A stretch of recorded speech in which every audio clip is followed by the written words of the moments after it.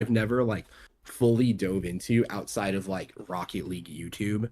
Like I didn't go through any kind of like game streamer like phases or anything. I never watched like, I Show Speed or like Yeah. any of that kind of shit.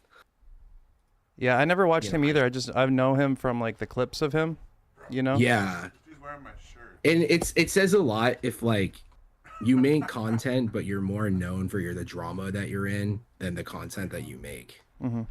That's like another reason why like that'll like really set a tone for me when like checking people out. Like if I just see you constantly in some weird ass shit on the internet, like it makes me not want to fuck with you. No, Because it's like yeah. why, yeah, like why would I want that? Like why would anyone want that energy? Yeah, I definitely feel like I really do believe that the energy that you put out attracts, what you get back, truly, Like Oh, I've absolutely. said it so many times. It's like you could do you could do like controversial content all the time and you're going to get like the numbers and the exposure, but everything that you get around that content, everybody that's there for that controversial content is there for that controversial content. Yeah. Yeah, there's a YouTuber. He does I don't know if he makes these videos anymore. He goes by Nate the Mate. And he would make these like video essay type videos about the rise and fall of a band with like some kind of problematic past. Mm, And in each of those videos would basically leave you to ask the question to yourself, do you separate the art from the artist? And I like that kind of content that like makes you like have to think internally and like make like opinions and like statements and like decisions on how you stand on things for yourself. I'm very big on like, thinking for yourself and not just like following the masses on like the internet about shit. absolutely, man. I mean, that's like one of the few things that we have as individuals is just the ability to freely think and form our own opinions and our own like ideas about different things, and like that's how new Exactly. things happen. If you didn't stray away from like the normal way of thinking, then nothing new would ever happen. Like Exactly, dude. and Exactly. yeah, I think that have like building an environment where you're really just trying to like a garden in a way where you're really trying to like emphasize growth and say Yeah. like keep going, grow as far as you can towards the sun. Like you don't have to go in this way or that way. You can go whatever way is the most comfortable for you. Yeah. There's like one thing that like, especially because like I'm what 30, so like what I wish I would have known like when I was like way younger was that like there's not one game plan for how to get the things you want out of your life, and sometimes it's cool to just like go back and change your plan and not freak out that hard about it. Dude, I'm Like, 35 by the way, just to add into the conversation, so I'm actually oh older than you. shit. Yeah. Oh shit, bro. Yeah, so Oh don't feel shit. like the old guy here. You're actually the young guy here. When I played a Discord fest once, and I had never played one, so I didn't really know like how they went. And so like I made my set and I used one of those like Surrey like iPhone like message like generator things, like the voice generators. Yeah. And I was like, oh, welcome to this fest, blah blah blah. As most of you know, I'm old as fuck. So yeah, I don't know what I'm doing here, but like what's up, guys? Yo, Stovall's in the chat, Graybank's in the chat, Sid's in the chat. What's up, everybody? Oh shit. Hey Yo, guys, Sid, welcome. Sid, what's Yeah. good with it? We're just getting right into it today, chat. I usually typically have like a little intro and stuff like that, but I've been looking forward to hanging out with Skrwd all week, and in fact for the last few weeks, because I've been following you, man, for I don't know, it's got to be a couple years, right? Like I feel like we've been mutuals. Yeah, at least 3. Cause it was like early, like very, very early pandemic. Like you hadn't dropped 7 p.m. yet. Oh wow, That was- that's OG as heck. Yeah. Yeah, and like 7 p.m. is still one of my favorite songs from that time. Dude, that makes me so happy to hear that, because nobody says that. And I feel like it's Dude, so that's underrated crazy. because Splash's vocals are on my beat. Like, think about that one. Yeah, that's a rarity, bro. Like woke up like, bitch, I'm different. Yeah. Look at the wit that I see. Look at like the that whip song that I is so see. it's Yeah, and so good. I think the vibes on that song just hit too, like in a different way, like. Yeah, know. there was like a whole different vibe at that time. Like that Yeah. early pandemic time, like I think that the where that whole scene of music was going was in a different direction, and I feel like the pandemic kind of influenced where it went, because nobody could go outside, and like It was everybody really had weird. more time. It was a really weird time, man. Really Yeah. weird time for musicians and artists, and you know, like everybody was sitting at home and making more music. It almost seemed like the opportunities were like, hey, like you can't go out, you can't do things like you normally would. You're stuck at home, so what are you gonna do to pass the time? And then you see the world start to Definitely. change in that way, where now I saw, like, for example, sports cards come back into popularity during that time, where they had been like pretty much dormant for like a long time. I grew up really, basketball was really huge to me, and like in my life and stuff like that when I was younger, and I have fond memories of opening up cards in the 90s, like Kobe cards even. Because I just really liked that kind of thing, and my mom she would justify splurging on something like that for Christmas, because she would tell me, you know, if you take care of these, they could be worth money someday. And you know, and COVID came, and the pandemic like really brought back like a lot of different vibes, a lot of different things, and like all of a sudden people are like nostalgic again, and they're starting to think like, oh man, I miss collecting cards. Like that was something I used to do when I was a kid, and people were starting to think about the things that they were doing when they were younger or as kids, and then that was kind of like the things that they started to go back to. And I think for a lot of artists and stuff, you had a lot of musicians and songwriters that kind of went back to like their roots of like when they were younger, making music and stuff like that. Yeah, definitely. I feel that like really hard, because like when the pandemic like first like became a thing, I was living in LA, moved back to Florida to be with the family during the first part of it, and like had all of this time at home, didn't know like what to do with any of it. So I used like my first stimulus to buy a whole studio setup and like figure out how to record myself, because I had like, my friend Max had been recording me in LA when I first started doing like the Skrwd stuff. And after setting up and getting like super adjusted with recording, I invested money into like Power Ranger comics and like shit like that, like trying to like complete the collection, because I went like crazy for a few years and I was like actively collecting everything. With comic books specifically? Yeah, with the Power Ranger comic books specifically, because like the stories in them are crazy, and it makes like, because Power Rangers as a show is like mad corny and like cheesy, but the show, like the comics give it like, it makes it so badass. So I got really into it for a while, and I got a whole ass box art over here. Let me turn it. You could probably see Let's see it. Ass box right there. Oh, you got all that's Power. You got your Switch on deck too, bro. Here you go, man. Look. Yeah. Ooh, Yeah, I see it. boy. Bro, I'd be playing Rocket League at work. That's all dope. day. So is that like the game you play the most then? Yeah, it's like the only game that like I actively play, because I just got really into the idea of flying around in the car. And like I play Smash with my friends, and like Mario Kart and stuff, but like Rocket League is like the only game that like I actively like play like that. That's dope, bro. I know a lot of people are into Rocket League, especially like to go up in the rankings and stuff like that. Like the rank system is pretty appealing.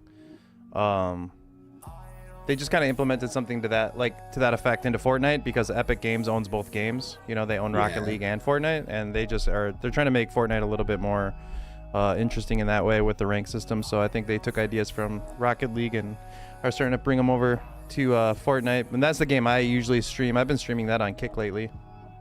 Oh, dude, wait. So how is streaming on Kick? Because like all I've ever seen about streaming on Kick was that Aiden Ross streams on Kick. That's the worst part about it.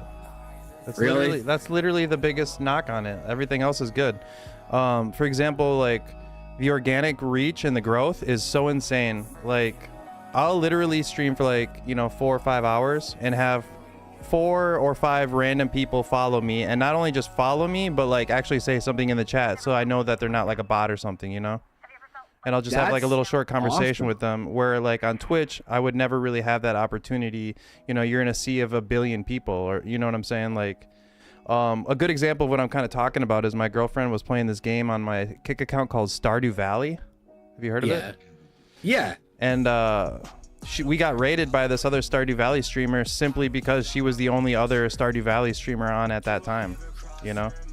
Jesus. So it's kind of cool, because it's like the beginning of like a different kind of environment. And it's nice because the revenue split as of now is like, if somebody if somebody subscribes to your channel, like on Twitch, for example, Twitch keeps 50% of the money. So if somebody gives $5 a month, the Twitch takes $2.50 or whatever. But on average, on Kick, a subscriber, the content creator keeps 95% right now. 95%? Yeah, Kick is not even taking anything right now. You have to connect it to Stripe, or if you're familiar with that. They do process payments and stuff like that. Oh, so those are the people that send you your money after everything's accumulated. So they're the only ones that you have to pay in the process. Oh, that's not bad at all. How much do you pay them though? They take like 50 cents off every $5 or something like that. It's like 10% or something. That's not bad at all. I gotta say what's up to Graybank. I had my alarm set and everything. Hell yeah, bro. Appreciate you. Dude, alarm set. Hell yes, dog. Stillvault is here, by the way. He was one of the early members of Spooky Sunday, dude. That's a dear friend of mine. He said early pandemic time was such a time to be an artist. Couldn't agree more, bro. Graybank is. Let me tell you. Yeah, go ahead, man.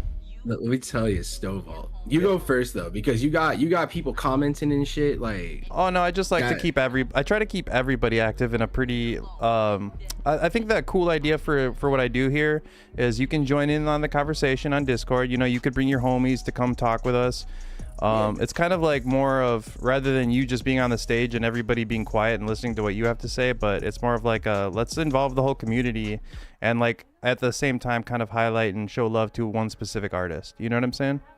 Yeah, I think that's awesome. I like stuff that's very encouraging of other people, especially like in a music space, because like because I grew up like doing local music stuff in my scene, and like one thing that I always tried to do was, be like supportive of people whose music I actually believed in. And at first it was believing in everybody and supporting everybody. Yeah. But then, I got older and like I just kind of lost all the energy to like be openly supportive of everyone, but I want everyone to win. No, absolutely. I'm on the same kind of trajectory myself. I mean, yeah. I try to show as many people as much love as I can, but at the end of the day, your energy is you're giving away your energy to people, and if it's not always being returned or never being returned, then it starts to burn you out on somebody that's trying to like uplift. An easy example would be like you have this friend that just doesn't care about their life or anything, and you just are always trying to uplift them, and they just don't care about it. They never like do anything to change. Yeah, it almost comes off as like they're happy being miserable. Yeah, and then it kind of takes away the inspiration for you to want to keep going and doing that. That's why I think that returning good energy is really important. By the way, I want to say what's up to Rose in the chat. What's up? She said hello, Mork. Oh, Rose in the chat, boy. Yeah, he's in TMM too. Guy, that's his twin brother. Why don't you talk a little bit about that group? All right, so TMM, I don't even know how to really start the origin story of it, because it's like such a gray area for most people, because we started doing the TMM thing in like 2019. Rose was moving out of his apartment, and we had all just went up to Orlando to like help him move out of his apartment and move into a new house. We used his closet as a studio makeshift vocal booth thing, and we just made songs with one of my friends. We were like just doing it for like the shits. And then we moved everything into Neve's house like a couple days later, Rose's house, and we had just talked about how fun that was, and we just decided that we kind of wanted to like have a group. Didn't know what we wanted to do with it at all. We just wanted to have a group.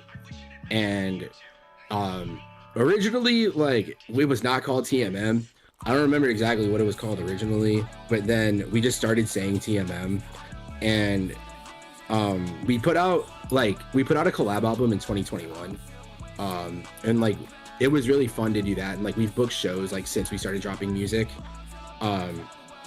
We did stuff with like Burnout, mostly. Yeah. Like a lot, Burnout plays a lot of the shows that we put on. So shout out Burnout and shout out CJ. Yeah, shout out everybody. CJ. Huge because you know, he was also another member or another past guest of Spooky Sunday, and we actually saw footage of you, or you know, in some of the footage that we were looking at with him. You know, so it's kind of like a little, little bit of a crossover where you know you see CJ doing his thing and you're in the video, and now here you are kind of on as the special guest today, episode 22 of Spooky Sunday.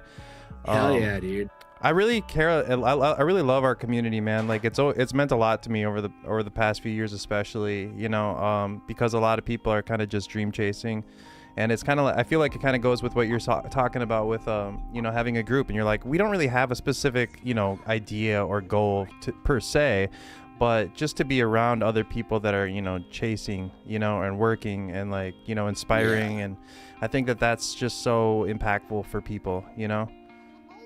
Absolutely, because no matter what, like I get inspiration, like I get inspiration from like the most random things or the most like chance encounters, and like one of them was when I was like playing, I was on Xbox one day and I was listening to music and I ran across this kid on SoundCloud. He goes by Shizu Keza.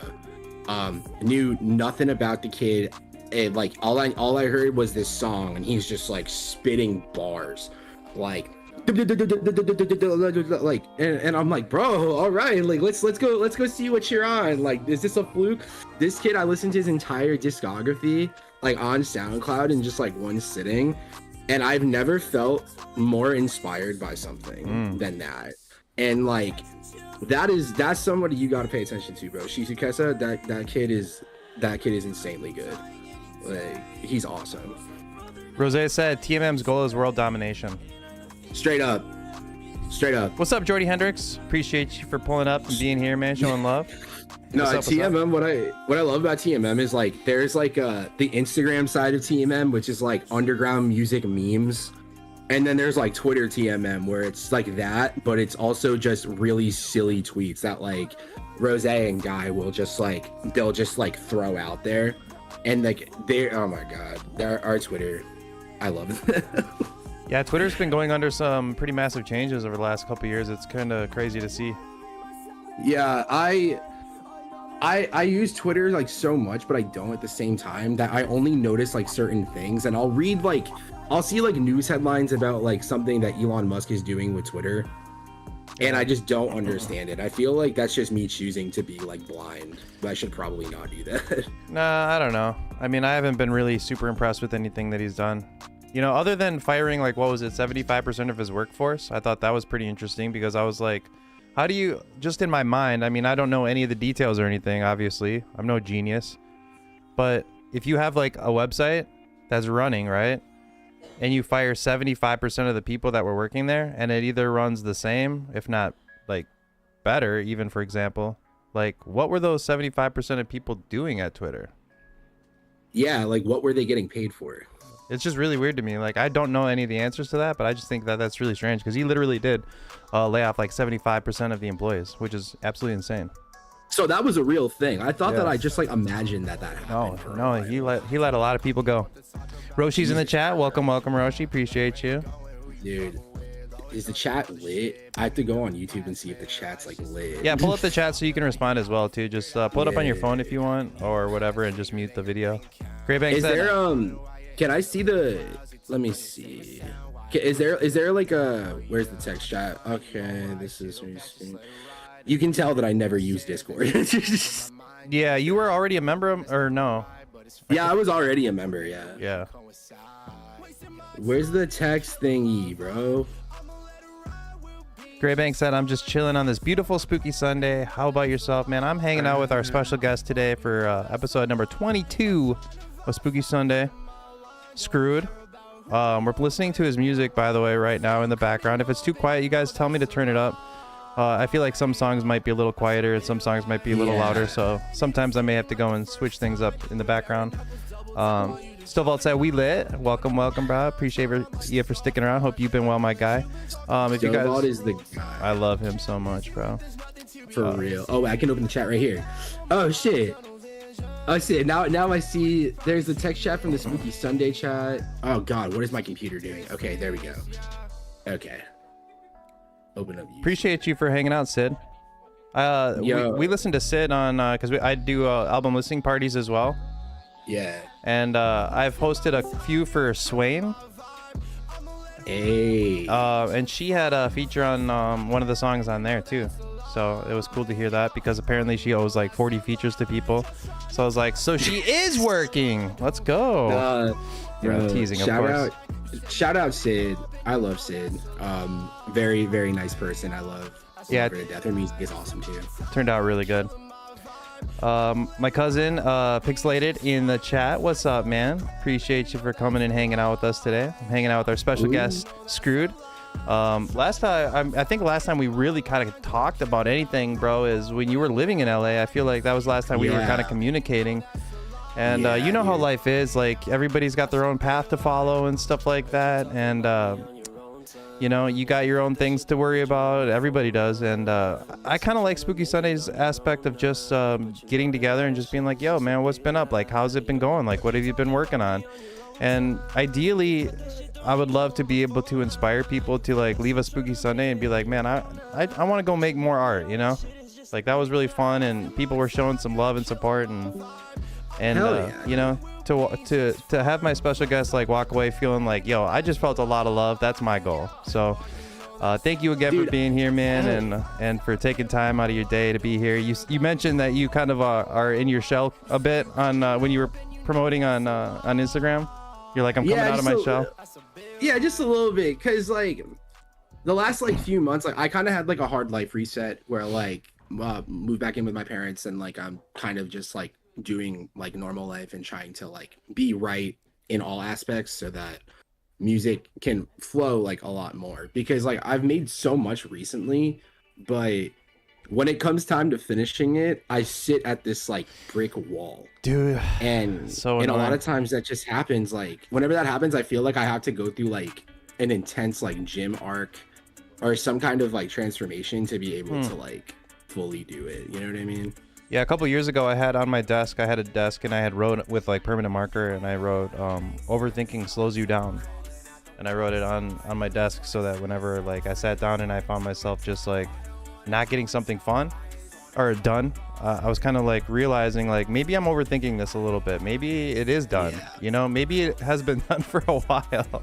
What's up, Sagnito? I appreciate you for pulling up. Happy Sunday. Hope you're having an awesome day. Crizzy White said the best feeling in the world is being inspired / inspiring others. He's also here in the voice channel. Bro, if you're welcome to unmute your mic, say any words, interject yourself a little bit. If anybody wants to jump in, like go for it. You know what's crazy about like not knowing or like overthinking a song is that this is one of those songs where that happened. This one that we're playing right now? Yeah, wrong time. Let me turn it up. Go ahead.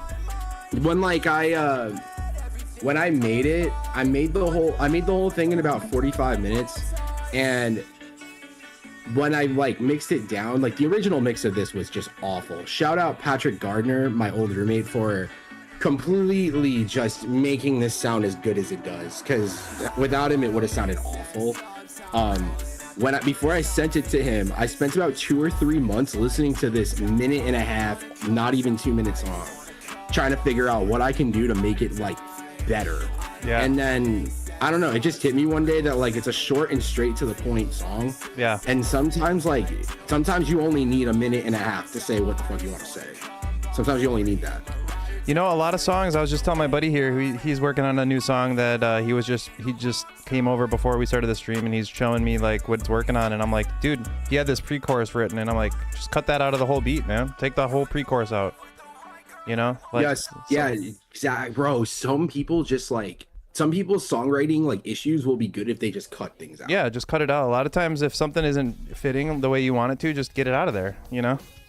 Exactly. It's like that overthinking kind of thing, you know? Like don't get stuck in overthinking something. Like I kind of feel like mix wise and stuff, whenever I'm working on a song, like if I can get it like 90%, this is my personal rule. If I can get something like 90% like the way that I want it, like if like the mix is 90% as close as I can to getting it, I call it done. I'm like, all right, it's done. It's 90%, it's done. Because no normal person is going to listen to it from the 100% version and be like, well, I like the 100% done version, but not the 90% done version. Yeah. Know? Nobody's going to say that. Yeah, it takes like a very like trained ear to be able to pick up on things like that. Less than 1% of music listeners. Straight up. Yo, speaking of percentages, okay, you might find this funny. I read a statistic once. Only 11% of the world's population in total has seen every Fast and Furious movie. I've not seen every Fast and Furious movie. Dude, neither have I. I've only seen a few. That's not really my vibe though. Like, I'm not much of a car guy to begin with. Action movies are okay, but I'm not, you know, I'd pretty much rather go see a Super Mario movie than like oh dude, that shit was sick. Yeah, I have not seen that yet, but it did look appealing to me. It's definitely a great time. Pixelated said, grind together, shine together. Couldn't agree more. Greybank said, I just realized Spooky has a whole kickback going on in the background. You mean the gang here? Is that what you guys are referring to? He's got a whole vibe going on right now, dog. Yeah, I got the homies over. You know, we're just here to celebrate. You know, it's episode number 22 of Spooky Sunday. That's 22 different, you know, it's a big deal to me, man. I mean, like, every time I have somebody else on, people don't understand. Like, I have to go and find an artist. I have to, like, plan it. I have to, you know, draw the thumbnail and promote it. And I'm really proud of what I'm trying to cultivate here, which is just, like, you know, really easygoing podcast that involves everybody from our community, the community that I talked about earlier that I love.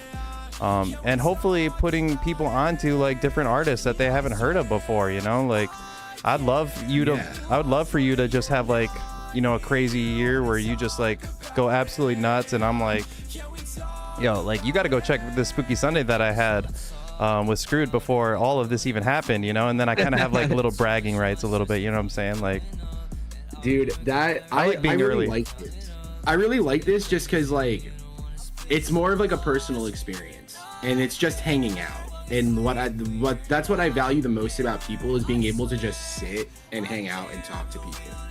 Because all the other stuff, like, because I have certain friends that I can only go out with, like go out and do stuff with. There are some friends that don't have their own personal comfortability to be able to sit and have like meaningful conversations all the time. Yeah. So when I come across people that are really easy to talk to, that I'm comfortable talking to, like it's always such a good time because the conversation's always good, you know? I feel like you're an excellent candidate for what we're trying to do because you're a good conversationalist. I can already tell, you know, some special guests are a little bit more inclined to talk or, you know, be more excited or to be more like put themselves out before rather than me ask about something, you know. So I love that about you and your personality where you can just talk about anything and you could talk about video games, you could talk movies, you could talk whatever, you know, and it's all interesting to you. And I think that's such a great thing to have as just a human being, is to just have a lot of interests, you know. I think that keeping life fresh, you know what I'm saying? Yeah. Like I could talk about fishing or I could talk about whatever, you know. It's like you can do different things and keep life a little interesting, if that makes sense. Yeah, no, totally. I feel like a lot of my interests, especially for like people that I know like directly in my real life, it doesn't like entirely align with like a lot of my friends are into. So like if I'm binge watching Power Rangers SPD all day and my friend calls me and he's like, hey, what are you doing? And I'm like, oh, I'm binge watching Power Rangers. Like they're not like, oh, sick, dude, like let's go. They're like, oh, that's cool. Yeah. Like, you know. But I like talking to people that have similar interests but also have very like different interests on the side. Yeah. Because like you with fishing, right? Yeah. Like I grew up in I grew up in Cooper City, Florida. There's a lot of like lakes, like people fish and shit. And like I've tried fishing, but it might be just because like I was young and dumb, but like I just didn't get it. Yeah. I didn't get fishing at all. But I know that like my friends who do fish, they love it. Like they'll spend hours and hours and hours just sitting there and like doing fishing shit. And I'm like, I love that for you. You know what I mean? Yeah. I certainly I got more into it when I started getting a little bit older, you know, in my later 20s and stuff like that. I was like looking for something that was a little bit more peaceful, a little less screen oriented, and just something where I could just be outside and have something to do, you know, some sort of goal. You know what I mean? Oh, totally. I that's kind of what I do, like the racquetball, basketball stuff. With, I like, love basketball, by the way, bro. If you talk basketball with me, you and me could be best friends, bro. Like, I love basketball. Yeah. I have a bunch of basketball cards behind me right here. Like I said, I opened up Kobe's in the 90s, Kobe rookie cards in the 90s as a kid and stuff. So that's so hard. I'm probably the worst person to talk to about basketball because not only do I suck at basketball, but like in TMM we have lots of basketball people in TMM. I'm just not one of them. Oh, okay. Like Guy and Rose are like, especially Rose, dude. Like he follows basketball, and so does MVO. I gotta talk to Rose then. That's gonna be my new homie. Oh, dude. I love talking NBA. So, dude. He's one of my favorite people ever, and him, his brother, everybody in CMS, bro. Like they're all great people. So definitely like go fuck with them too, bro. Like they're sick. Crizzy White said, I'm just trying to catch up with chat a little bit here, guys. Said, yeah, most people won't even hear the issues you hear when your own music. For sure, dude. Yeah. Couldn't agree more. Stovalt says, Spooky's house looks very comfy. Thank you, bro. I think it is very comfy. Pixelated said, I recently heard that if you make 21 episodes of your podcast, then you are on the top 1% of all podcasts in history. Most people give up way before then. That's a interesting stat. So I beat 21 episodes today with you, bro. That means we're making history, Skrwd. Let's 21, go, 21. We're in the top 1% of podcasters, chat. Let's go, baby. Dude, we just solved the problem of podcasting. Crizzy White said, when it's casual and natural, the vibes of the streams are always better. I couldn't agree more, man. I mean, that's really what I'm trying to do. Like, that's so important to what I'm trying to do with Spooky Sunday. I'm trying to do it in a way where, every special guest that comes on after, like, I want the time to feel like it passes by really quick. Like, oh my God, we've already been talking for an hour, like, wow, like, it didn't feel like it. But then when the special guest, in this case, Skrwd, you when we hang up the call today, you're just like, man, that was fun. Like I had a really great time, and that experience is really important to me because I don't want guests to come on here just to be like clipped and for me to post something and for it to go viral. Like I just really want a genuine connection, get to know people, hang out, and just make friends. Like we're all just, in my mind, dream chasers. Everybody in the chat, everybody that I've had on is got goals and ambitions and things that they want to do with their life. And I love hearing everybody's journey, man. Like, I don't know if I talked to you about it, but I'm really trying hard right now. I'm focusing a lot of my energy in working on a comic book. And I'm really trying to, like, write a story. I have, like, antagonists. We can talk behind the scenes. I have, like, a lot of concept art, bro. Like, so much concept art. That is so sick. Yeah, bro. That's so sick, dude. That's like I want to see that. That's fucking awesome. Now, Skrwd, listen to this though. Like, how cool would it be if every issue, right, every new comic book, and I can get them printed like online for a pretty reasonable price. So this is something I'm really looking at, like being very serious about. Like, how cool would it be if I had like you as a cameo in one of the issues, or like other underground artists that are in the comic book?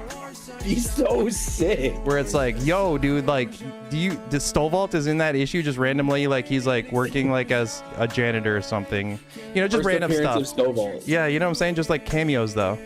Yeah. Or you see, dude, like a marquee in the background where it says like, like these people are like CJXO performing tonight or something, where it's just like, kind of brings like the fantasy world and like the underground together in a weird way. I think that'd be really interesting. I don't think anybody's ever done anything like that.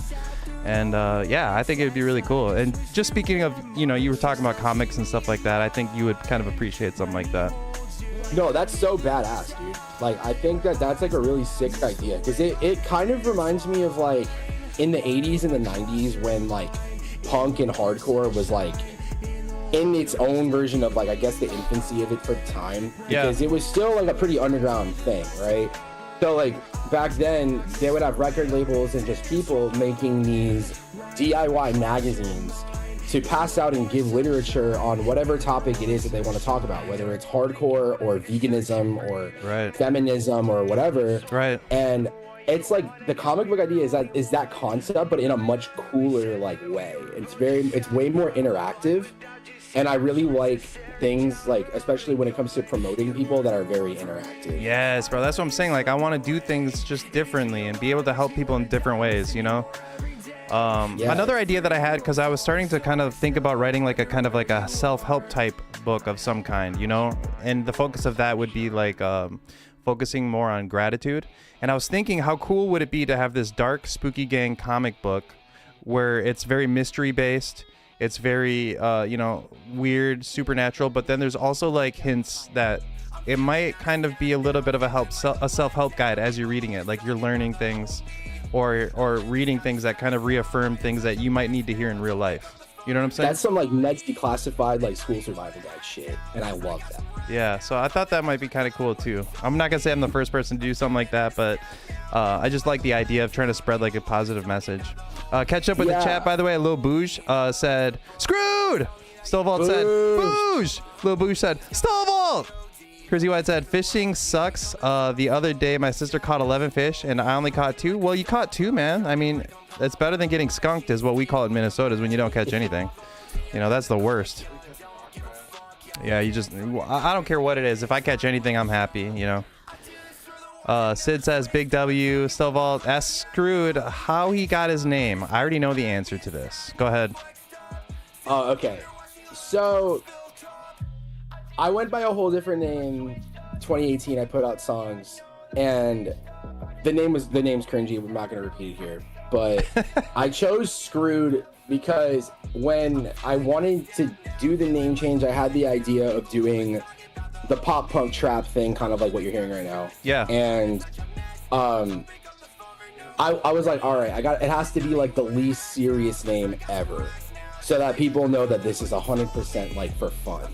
Yeah. And there is a band from the UK called Waster. They were like, and I don't mean this in a disrespectful way, because I do really like that band, but it was very like in the vein of like Neck Deep. It was like Neck Deep. Okay. A lot of people like Neck Deep. I know that Stovall has like a banner up of them in his room. That's so badass. Yeah. But yeah, so Waster has an album called Skrwd. It was their debut like project, and I always thought that it looked cool, like the SKRWD, and like I always thought it was kind of sick that it could also mean chopped and screwed. Yeah. And stuff like that. So when I saw that, I immediately knew. I was like, that's it, because it can go either way. It can be serious or it can be for fun. So let's go. And yeah. That's how I got that. I think that it is important to kind of like your branding as a musician or an artist has to be pretty like genuine to who you are. You know, if you're a funner person, embrace that. You know, like when Lil Dicky came into the scene, like he admitted, he's like, I'm trying to be more of a comedian, you know, in my life than I am trying to be a rapper. You know, like he hasn't dropped music now in a few years because he's just focusing on his show, which I really respect. I would love to take my comic book someday and get an animated series and, you know, developed out of it. Yeah. I love Dave, dude. I think that show's great. I really like how they include his friends or other artists, and, you know, they bring like people in. That's kind of like what I want to do with my comic book in a way, you know, where I'm bringing other people in for like, dude, I'm putting you in my comic book, bro. And we're going to like mass produce this. Well, not on a huge scale, but like I'm going to get like 100 prints of this, and you can either buy them from my shop or I'll send them out or whatever it is. But, you know, like I think that something like that would be really unique. What I've been doing is over the last year, my friend Alyssa has an iPad, and whenever I hang out with her, I just go on Procreate and I just draw shit. So sick. And I've been doing like I've done like a few like pieces of like Power Rangers art just to do it, and I kind of want to like print them and just sell them at conventions, because the nerds go crazy for that shit. I went to an anime convention and saw all this streetwear shit, right? And I was like, oh, this is awesome, anime themed streetwear, very common thing. Now, do they do that for Tokusatsu and like Power Rangers and like mecha like shit? And I looked it up and there wasn't really anything. And so like I drew all these pictures and just started putting them on mock-ups, and they look so crazy. Now like I just want to like make more designs and try to like print out shirts and like do something cool with them, just because it would be fun. You definitely should, man. I think I've said it before on this show, and I'll say it again, like for a smaller artist, especially like my size, you know, merch is a really important thing. You know, there's a lot, everybody wears clothes, and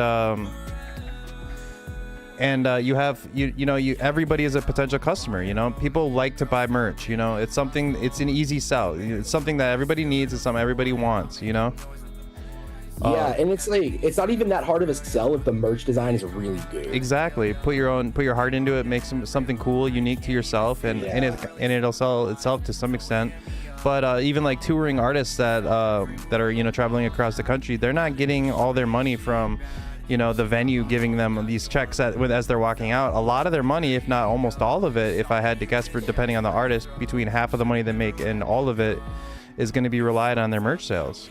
Oh, absolutely, dude. Being on the road, you mostly, like 90% of the time, you're relying on merch, because especially like when you're at like a lower level and you're doing like the real DIY, like eat shit, like gutter touring, and your guarantee is only like $50 that you might make because the guy who booked it on Facebook last minute, like that kind of thing. Like a lot of the money that you use to survive on the road, is merch money. So I always tell people, like, any show that I play, if somebody's got merch, go buy it first. Yeah, 100%, man. Go buy theirs. Whenever first. I have like tickets to go see a show, I'm always bringing extra money so that I can shop their merch.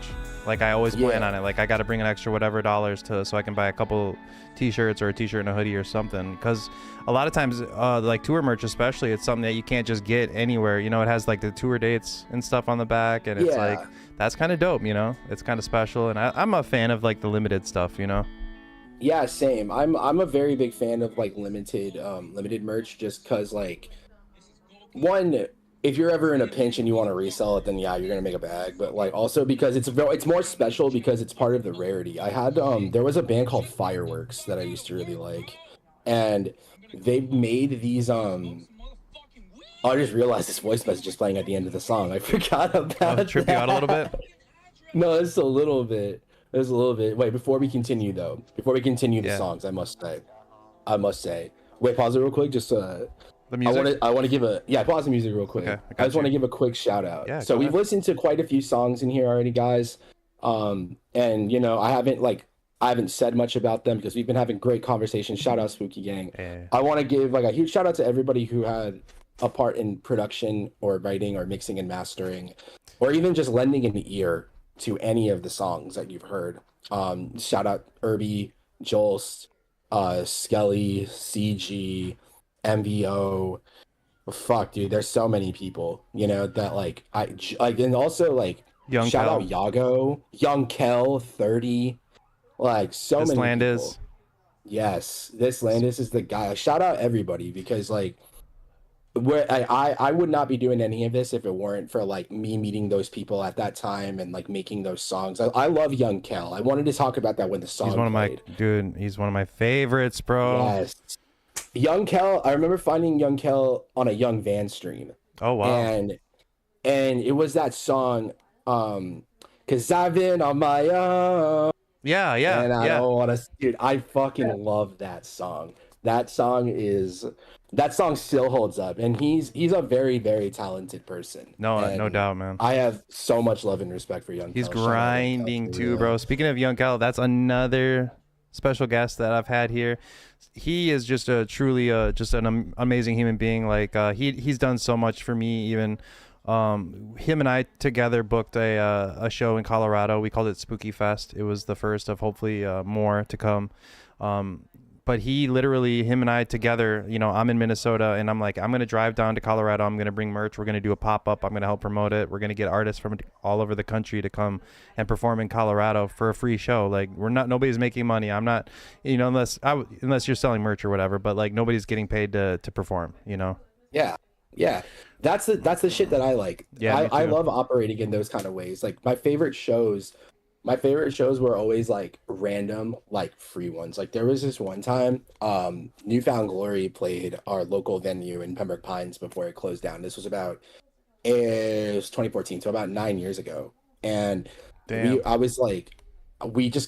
just saw it like on Facebook, like randomly, Newfound Glory is playing the Talent Farm. And the Talent Farm, like at least like for where I'm from, up until about 9 years ago, Talent Farm was like a really big, like respectable venue for local bands and like DIY. Like it opened in 2005, and they kept it open illegally for the most part for about 9 years, because the shows would get so massive. The legal max capacity of the place was only 27 people. What? So it's like, that's tiny. tiny. Yeah, but it had all these practice rooms in it. There was a studio inside of it, and the soundboard for the stage was in its own like little dome. You had to walk upstairs to get into. Wow. It was like a really interesting spot. So Newfound Glory like decided to play there as like a preparation for this cruise they were going on with Paramore, and they announced it the night before They said doors start at 6. People were there by 5, and there was like a line all around the building. 500 people, no, 800 people What? showed up. No, it was 800 people showed up, and only 500 people got to see them. Dang. And they played 2 sets. So it was 250 go in, 250 go in, and like that was it. Dang. And And it was a free that show? like yeah, it was completely free. Wow. Yeah, and it was fucking insane. Or like Newfound Glory was they've done stuff like that before. They did something like that probably like 5 or 6 years earlier at a different venue. They just really like doing stuff like that I love from what that. I I'm think that's so seeing. important, man. Like when it comes to art, like it's not all about the money, you know. There's got to be like It's not. there's got to be like some sort of just, hey, let's just have a good time, you know. It should be about the Yeah. art sometimes. And to see a successful band do something like that is actually really inspiring, you know. It's like that's really dope to Yeah. see, you know. That changes people's lives. It's like look how many people came to show up just to see you. You know, like think for a second, Screwed. How many people would have showed up if it was $25? Probably about half of them. Think about that now. So when you consider those kinds of numbers for like if you're you know, upcoming and you're trying to do shows, that's why I'm like, dude, free shows are the way to go, because then you don't They have to sit are. and explain like, oh, you have to, it's going to be this much. You just say, yo, I'm performing, it's a free show, just come and chill and just be part of it. And then it's like Yeah. you don't have an excuse not to be there. Dude, if we could book shows at venues and not have to pay them, that would be like the greatest thing in the world. Um, I I'm a very big fan of little to no money spent on getting an event planned because most of the time, like if you invest a lot of money, you're gonna lose a ton, and you're not, and it's just gonna set you back even more. So when I was like booking shows and stuff like that, even at local venues, like I liked the Talent Farm because like Talent Farm like was always just cool with like me reserving a date and then we worry about money at the end of the show. Because most of the time like it would be just local bands. So it would be like pay out the venue and then you pay out the local bands. Like and they had like a tally system back then. So like at that venue, they would ask you everybody at the door who they're coming to see. For every I think it's for every like 3 tallies, it was like $5 or Oh something. wow. Yeah, it was crazy. And like coming like doing like music then and playing shows in that atmosphere versus what it's like now with like the pandemic and how everything is more internet based and just like the way that things operate in terms of being a musician in general is completely different. Yeah. It's always like really interesting to think about. One huge goal I would have is to open up my own venue, you know, so that I could just have free shows for people. You know, I've talked to certain people about having like my own coffee shop. I think would be a great way to just like pay the bills, you know, because a lot of people drink Oh coffee, yeah. but then have like a merch store where I'm selling my merch, my art there as well. And then maybe have a few computers. I thought would be kind of cool to have like FL Studio set up on it. It's like if you want to just come Oh in and dude, just like just yeah. try making beats and you never have before, you know, I think that would be kind of cool. And then to have like a venue next door where it's like, yeah, we have the coffee shop here with, you know, the spooky merch and all that. It's kind of a spooky coffee shop. But then next door we have this venue, you know, and it's like a decent size and we just do free shows. And I thought it would be really sick to like live stream those free shows, you know, on YouTube. So even if you weren't there, like I don't see any shows that are like I don't see any venues that are constantly live streaming the shows. I don't think that exists. Um, you're right, it doesn't. But I remember there were a couple of venues that did that. Talent Farm actually did that too. They used to live stream every single show. That is So sick. any show I ever played at Talent Farm got live streamed, and it's somewhere on a CD burned somewhere But in Kevin that's not a Burns' live stream house. then, is it? That's just a recording. Well, well, they live streamed it on the Oh. website while it was happening Oh, too. okay. It was very like ahead of its time, and there is a venue in California called Chain Reaction. I know that I don't know if they still do it, but I know that they were live streaming sets a lot too.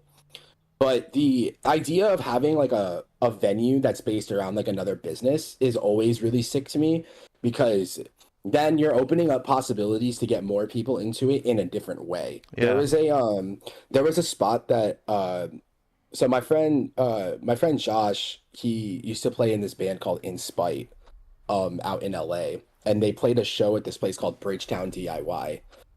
Never heard of the place ever, never been there. I just saw DIY and I was like, all right, I think I already know what this is. And I walk up in there, it's a library. It's just a straight up library. And then when the day is over and they have a show, they just put everything to the side and they fit like 100 kids in there and they beat the fuck out of each other to Drain or to Vamakara or whatever the fuck is playing, right? Like it's the coolest thing. I love stuff like that where you make the room yourself and you make the noise yourself. That's dope. Like it's so sick. Like I love that. I got to catch up on chat a little bit. Crazy said earlier, your art for a comic book would be beautiful. I really appreciate that. Graybank said 1940s noir mystery. I do love mysteries. I think that mystery is like, especially with algorithms and stuff like that, like you see the biggest videos on like TikTok and stuff like that. They typically have like, you know, like a little bit of a mystery involved in, you know, what am I going to see here at the end of this video, you know? I think that curiosity is just really an interesting thing, and I really I'm trying to implement that a lot, so that's cool. Stovalt said, love Cal, he's been killing it lately, banger after banger. He's been super consistent, and I really respect that a lot.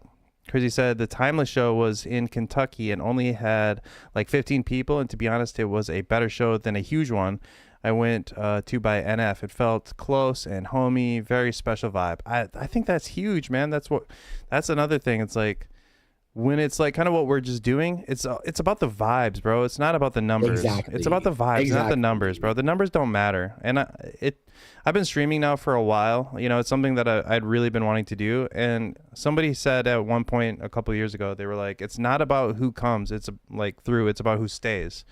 It's about the people that stay when you're streaming, because your numbers will if your numbers will fluctuate, they'll go up and down, but it doesn't matter. All that matters is the people that are there the next week showing the same love and support no matter what, you know?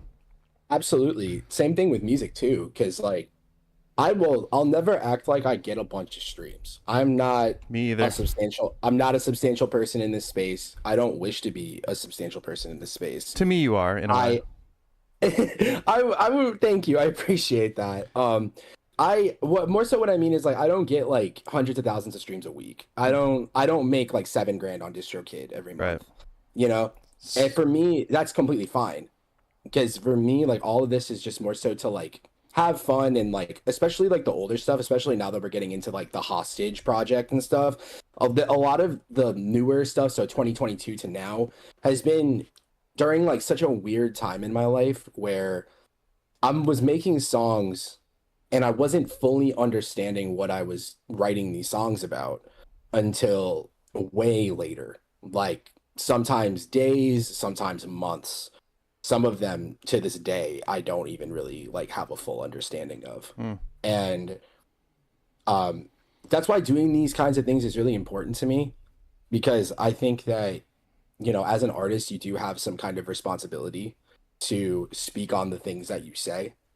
And especially like for the kids who listen to the newer stuff, where I'm writing songs about wanting to be found dead on a roof and like all that other shit, like this is all just me trying to make sense of the things that go on in here. Yeah. And all I ever want anyone to take from an experience with me is that, you know, your darkest day is not your only day.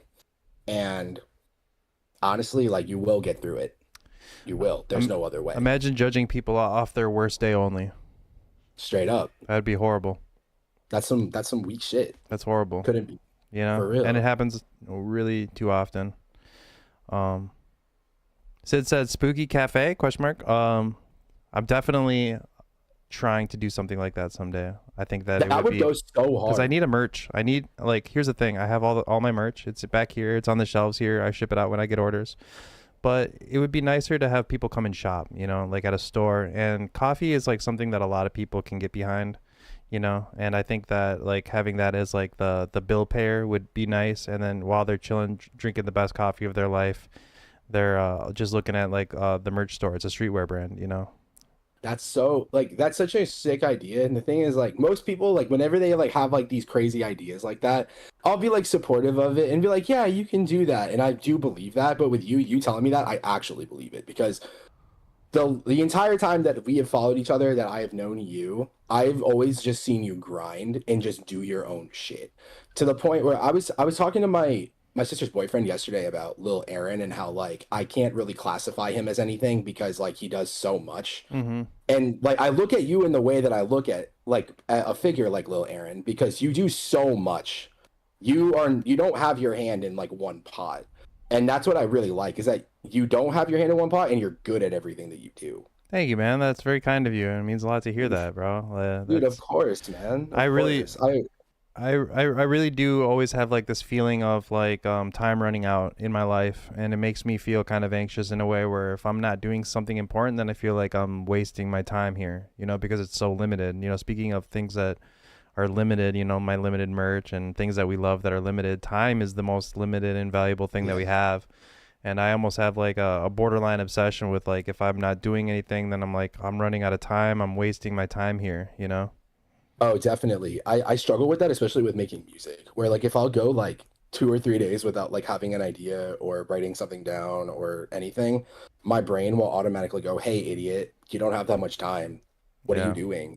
Like, Yeah, and I'm a little bit older now, and I've realized that the important things to me, anyway, are just enjoying your life and finding things that you enjoy. I think that at the end of the day, doing what you love as long as you can do it, to me, is like the point of life. yeah, If yeah, if you like love skateboarding, do it as long as you can. If you love making art, do it as long as you can. You know? absolutely. Because one thing that I like, it took me a long time to really like accept is that it's not really about like your end result. It's about your process. Yeah. And people, and I'll say it like off rip, like a lot of struggle that I have and I've always had is outsider perspective, and I think that comes from uh being bullied as a kid and like whatever. But every artist has to get to a point where they just don't care. They just don't care. Like once you get to the point where you don't care, that's when like everything just starts to work. Your music comes out better, you feel more productive, and you just kind of start that's what happened with me. Like I stopped caring about like doing the pop punk like emotional shoddy like bullshit and just kind of like just started spitting just whatever the fuck came to mind. Yeah. And when that started happening, I saw like SoundCloud like steadily go up. Hmm. And there was like this one week where I had like 10,000 streams for the week. Wow. And I was like, yo, what the fuck? And even now, like, I'll get these like random like spikes of like plays. And I just want to say, whoever the fuck is listening to me on SoundCloud and running that up, it is greatly appreciated. Heck Like, yeah, oh man. my God, thank you so fucking much. Speaking For of people real. that listen to you, I'm gonna say it after this, but Stovall said the warehouse in in La Crosse. We popped up in last summer's live streams, a lot of their shows. I didn't know that, but going off of what you said, Skrwd was Crizzy White said, Skrwd, you are a lot more influential than you think. I have a Oh, lot of friends who have said they're directly inspired by you. that is the coolest thing that I think I have ever heard because I if I see a comment like that, right? Shout out Crizzy. I love Crizzy. He's such a great guy. When I see comments like that, it blows my mind because I make all of this from sitting on the side of my mattress in my parents' house, using the same stuff I used like early into the pandemic. The only difference is now is that I'm more comfortable with like doing things now. And it's cool to see people be around for the awkward times, the sinking overthinkings and the wrong times and like the earlier stuff Hmm. and still stay with all of this stuff too. Because like when I was dropping like KO 35 or like I was dropping like Psychopath, like a lot of the newer stuff, like I was always very in my head about how it was gonna do or like how people were gonna receive it because you had like the pop punk thing that was going on for a while and then we like went into the emo rap thing and the emo rap thing seemed to be working really well. So I was very scared to like make that transition into just straight up rapping. Hmm. So thank you. Thank you for saying that, Crizzy. It means a lot, bro. Thank you. I think that just doing different things is just an important part of being an artist. I think, like not doing the same exact thing every single day is like a creative killer to me. If you do the same, if you're living in a loop and your routine is the same every day, then it's harder to find inspiration because in my Yes. perspective, inspiration is something that you have to go and look for. It doesn't just show up usually, you know? Typically you have to Yeah. go find it. Yeah, And you have to like actually go and like search, yeah, and whether it's like within yourself or like just going outside and like could be seeing just something traveling like or trying something new or a new experience or whatever, but meeting somebody new even. Um, yes. S- Yes, dude. Sid said, I love that about writing music. When it feels like lyrics just come to you out of nowhere and you don't really know their meaning until you're ready to understand it yourself. I definitely agree that the songs that just kind of come out, I think that oftentimes those are the best songs because you're not overthinking it. You're not like you were saying, you got to the point where as an artist, you just get to the point where you're like, I don't care. You know, like as a streamer right now, I haven't looked a single time at how many people are watching this stream. I haven't looked a single time today because I don't Oh care. yeah. I don't care. Oh, I haven't looked either, bro, Doesn't matter because to like, me at yeah, all. it It doesn't doesn't. matter. It doesn't matter. Yeah, And exactly. We're just here for the vibes. and that's what Crizzy was kind of talking about with that show earlier. You know, you go to a small show, you know, but the vibes were immaculate, and it Yes. stood out, and it made it better than if there was 10,000 people that were causing, you know, bad vibes. You know what I'm saying? Oh, absolutely. I have like so many stories like that, especially from like going to like smaller shows and like local shows when I was younger. Like the best thing in the world was seeing a random ass band that had never been in our scene before tour here and get an insane reaction. Hmm. There was a band called Wester. I forgot where. I think they were from Massachusetts, I think. Or no, they're from New Jersey. They had a hardcore band called Back and Forth. Wester played in South Florida at some point in the summer at some year. I think it was like 2013 or something. And I thought they were sick, so I saw them and I watched them play, and it was awesome. And then I stayed cool with them, and they were like, "Oh, our hardcore band needs a show." And this was like maybe like a year later, and I just slid them like contact for the guy who does hardcore shows. Nobody and everybody like at the show was like, "Who the fuck is this band?" Because I kept saying, "Go watch Back and Forth, go watch Back and Forth. This band's fucking awesome." Hmm. And I saw all my friends go in that night, not knowing who the fuck that band was, but they moshed like it was their favorite band. And it was this it's moments like that, being able to like bring somebody in who has no idea what to expect and them having the craziest time of their life. That's what I love about shows. And with TMM booking smaller, newer artists, like we find a lot of it on TikTok. And there's this kid that we booked once called Detro Mighty. He's super young and super talented. He played his first show ever at one of our shows, and he packed that pitch out, and it was like he had like a 10-minute, 15-minute set, Oh and wow, that's short. it was the craziest thing. That was the craziest first show I've ever seen from any artist.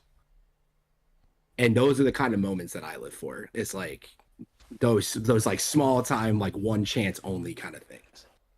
Yeah, no doubt, man. I think that that's what is really kind of special about what we're doing here. It's like it's just a small chill sesh, you know, you and me and, you know, a few friends that are hanging out, supporters, people that are here to show you love because they care about you. And like that's all Yes. that really matters, you know? Like having a bunch of trolls in the chat wouldn't make it a better experience, you know, even if there was a higher number there. It wouldn't equate Yeah, to for anything real. good, you know. So I just want to say thank you again to everybody that's in the chat, everybody that is in the voice channel here hanging out with us today, just vibing. I like to just document things, man. I think that, like, you know, I talked about time earlier and just running out of time. And you look back on certain parts of your life and then it kind of comes back to you, you know?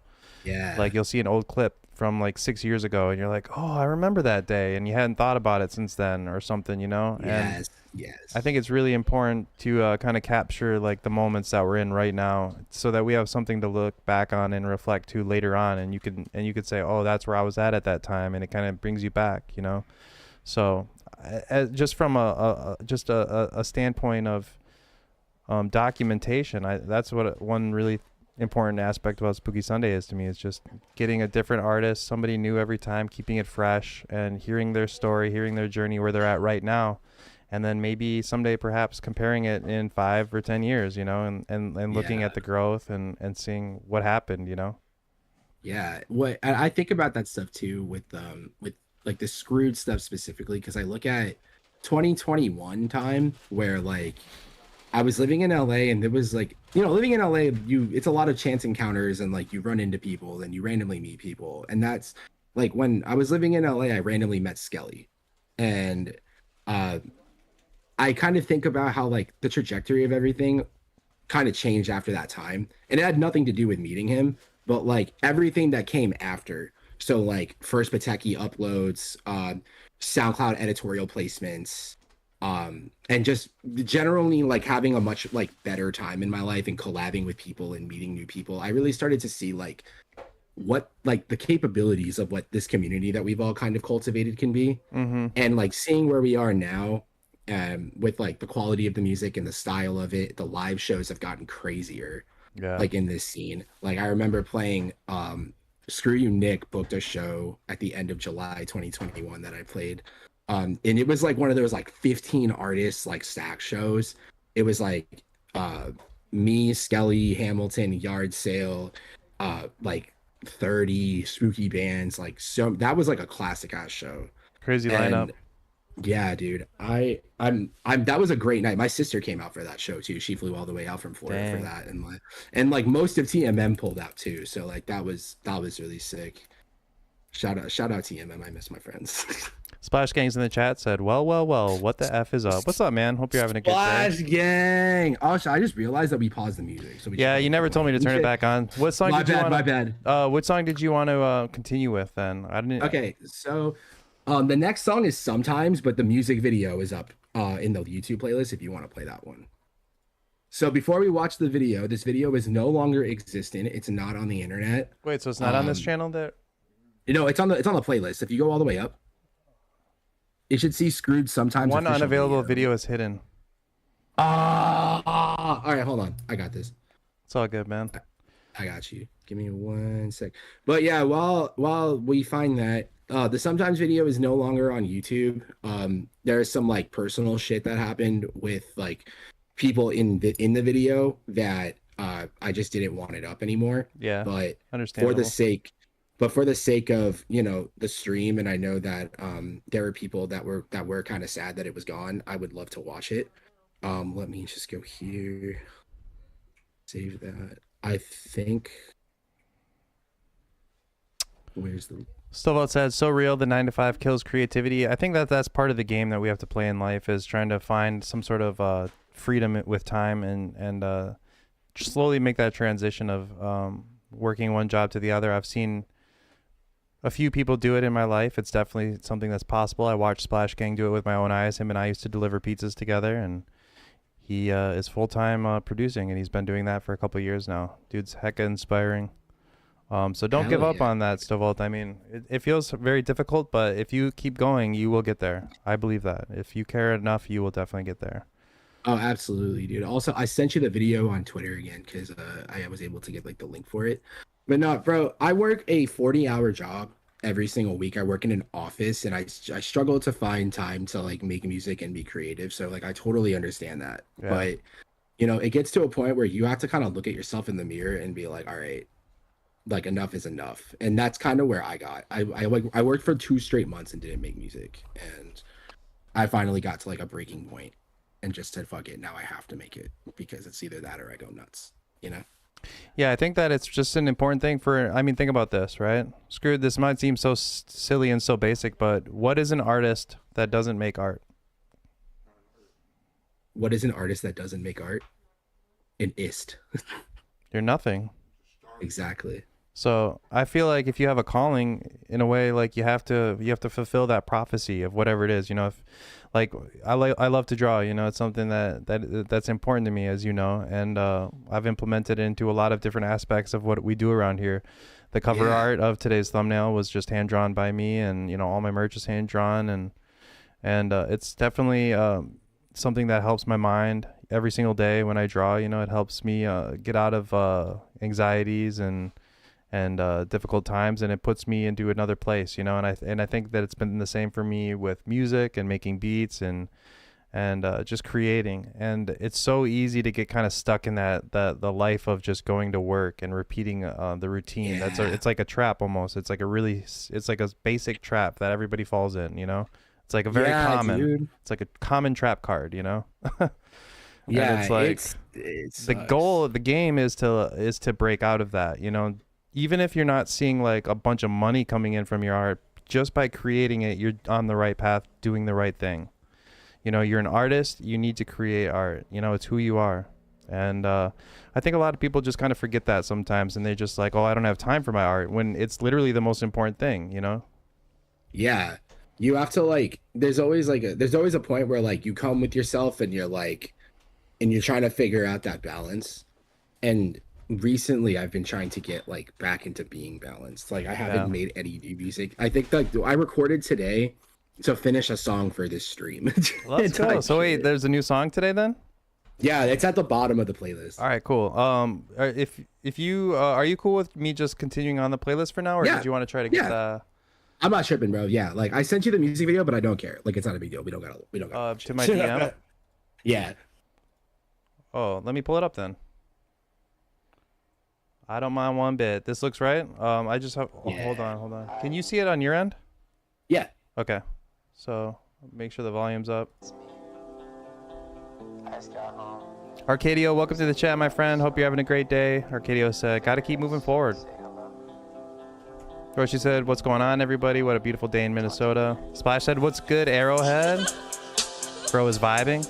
Yeah, he brought me a bunch of barbecue food from, he had a barbecue yesterday and he brought me over some leftovers. Roshi said, we just got caribou. She just took like a 3-hour nap. I love the vibes of this video already. It was a really fun video to make.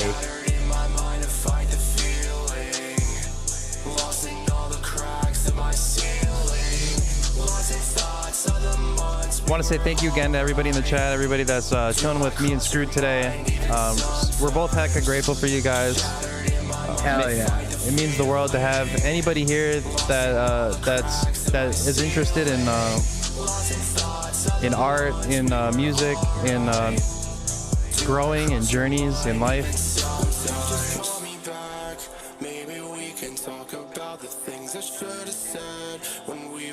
There's a funny thing about this video is this shot right here. The cat. This shot right here, it like we had to do it like 10 times because we couldn't get it right. This looks hype as hell though, right there. With the, I don't know what that is. The yellow in the background. Yeah, I did some weird experimentation on Adobe Premiere. It looks sick.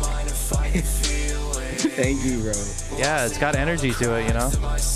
I love a good mix of like good like happy and sad on a song. You know, it's like exactly. There's something really delicious about that. The ingredients when you put them together in the right way. Yeah, I've always said that. Like, I think one common criticism of people that are like really close to me in my life that don't like listen to my music is, why are you sounding so sad? Why are you singing so sadly on songs that are supposed to sound happy? Yeah. And I tell them all the time, I'm like, one, it's for the replay value, because like if a song is catchy, it does not matter what you're saying. Like, I can take like a melody from a really catchy song and change all the words to it, but you'll still think it's catchy because the melody is catchy. You feel me? And God, I fucking love this song, dude. It's a really good song. By the way, I love this. By the way, chat and Skrwd, I'm going to put this SoundCloud playlist that we've been listening to. I'm going to post a link to this in the Spookyland Discord in the community art section. So if you guys did hear any songs on here while we're chilling and you wanted to go back and find them again, you'll be able to find them there. I think it's cool to have like a little playlist of the special guest to throw out there for anybody to kind of go back and digest, because we're not necessarily sitting here and going over the songs. We're just kind of listening to them as we're chilling. Yeah, and if you want to go back and listen to those songs, go for it. The unreleased will stay actively like posted until they're about to get dropped, so you guys get to have those a little bit early. Will this let me post this if it's private in the playlist, the SoundCloud playlist? It should. It should let you still use the private songs. Yeah, I think it should. Splash says, me napping with my imaginary cat. I'm telling you, man, you just need to get a cat, bro. It's not that hard. You can handle it. I've been told to notify you guys that I am texting Sid. Are you? Yeah, I've been told to notify the chat that I'm texting Sid. All right, shout out Sid. Shout out Sid. Arcadio says, it's always a vibe here. I appreciate that, man. said he got the same vape in the video that he hitting right now. I saw that too. I didn't want to call him out though. Okay. It's a different color though. Yes. So it wasn't the same, but yeah. Same vibe. It was the same vape with different color. Right. Gray Blank. And then, like, look at me. Gray Bank said a clean video, by the way. Calvin threw a little heart in the chat. Appreciate you, Calvin. Thank you for hanging out, bro. The video should be released immediately, Crizzy said. It is a really good video, but I think Skrwd said earlier it was just kind of a personal decision to not release it. So yeah, it's a really complicated situation that when it got brought to my attention, I asked no questions. I said, take it away. I don't need that shit. Sometimes it be like that, you know. It's nothing you have to explain at all. You know, sometimes circumstances are just like, I'm not really feeling that vibe of whatever happened, and that's what it is, you know.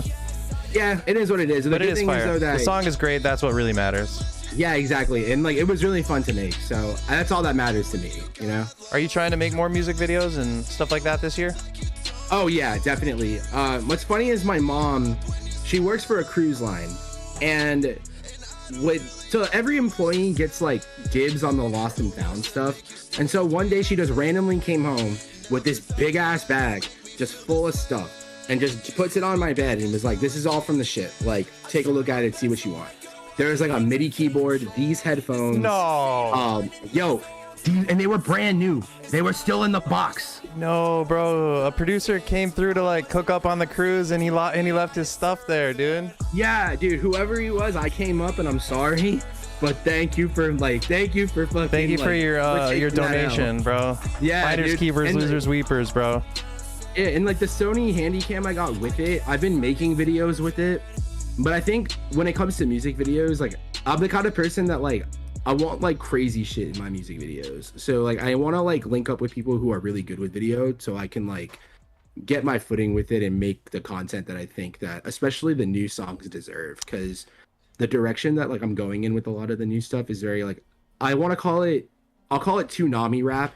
I love Toonami, bro. You're in my era right now, bro. I used to come home from school and put a Toonami on, and it was like the best part of my day every day. Straight up. Like, and I want to make music that really like has that like, I want music that has that like superhero, like nerdy, like swag to it. Yeah. Because being nerdy is cool as fuck. Like, I don't care what anybody says. No, I agree 100%. I would rather hang out with nerds every day of my life than people that thought they were cool than that aren't, you know? Yeah, or like people who think it's like too childish to like nerd properties are just people that I don't want to know. Yeah. You know what I mean? Like if I'm like talking to a girl and like she clowns me for liking Power Rangers, dog, you're dumb, bye. It's like, basically Star Wars, like go away. Yeah.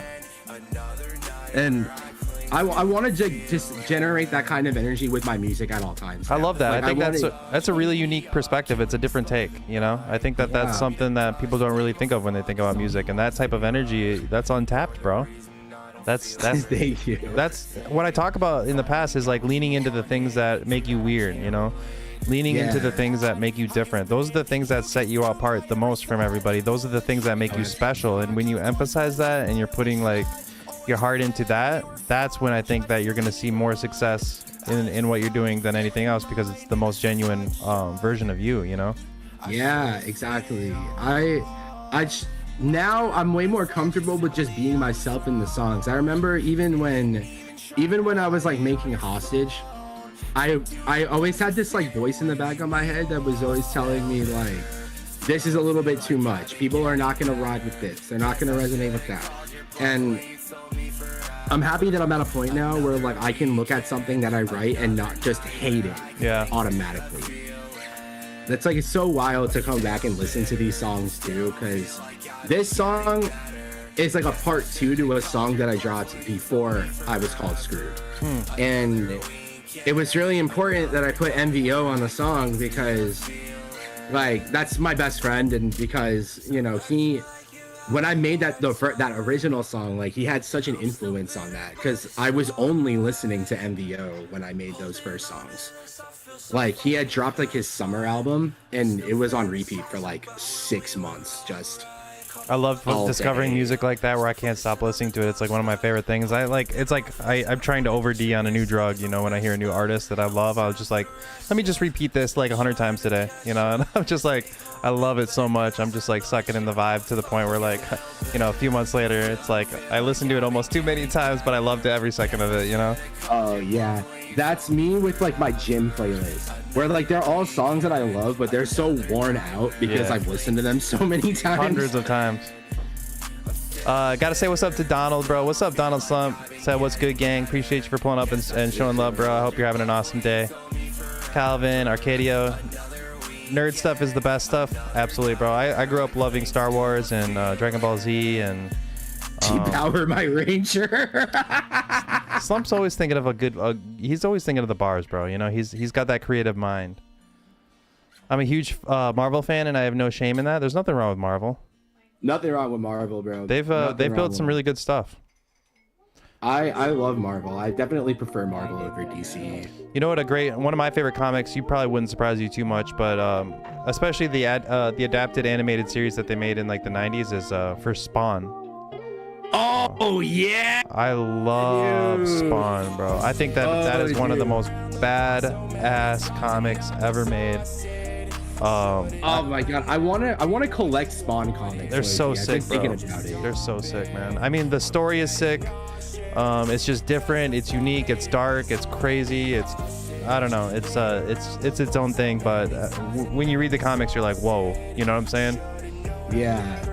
That's I read the Scarlet Witch comics a couple of years ago because I was like just interested, and I was actually very surprised on how much I liked the story, because comic books, even though I like comic books, it's hard for a comic to keep my attention if the story's not good, like off rip. Right. Like if it's like a slow building story, even in movies, if it's too slow building, you lose me.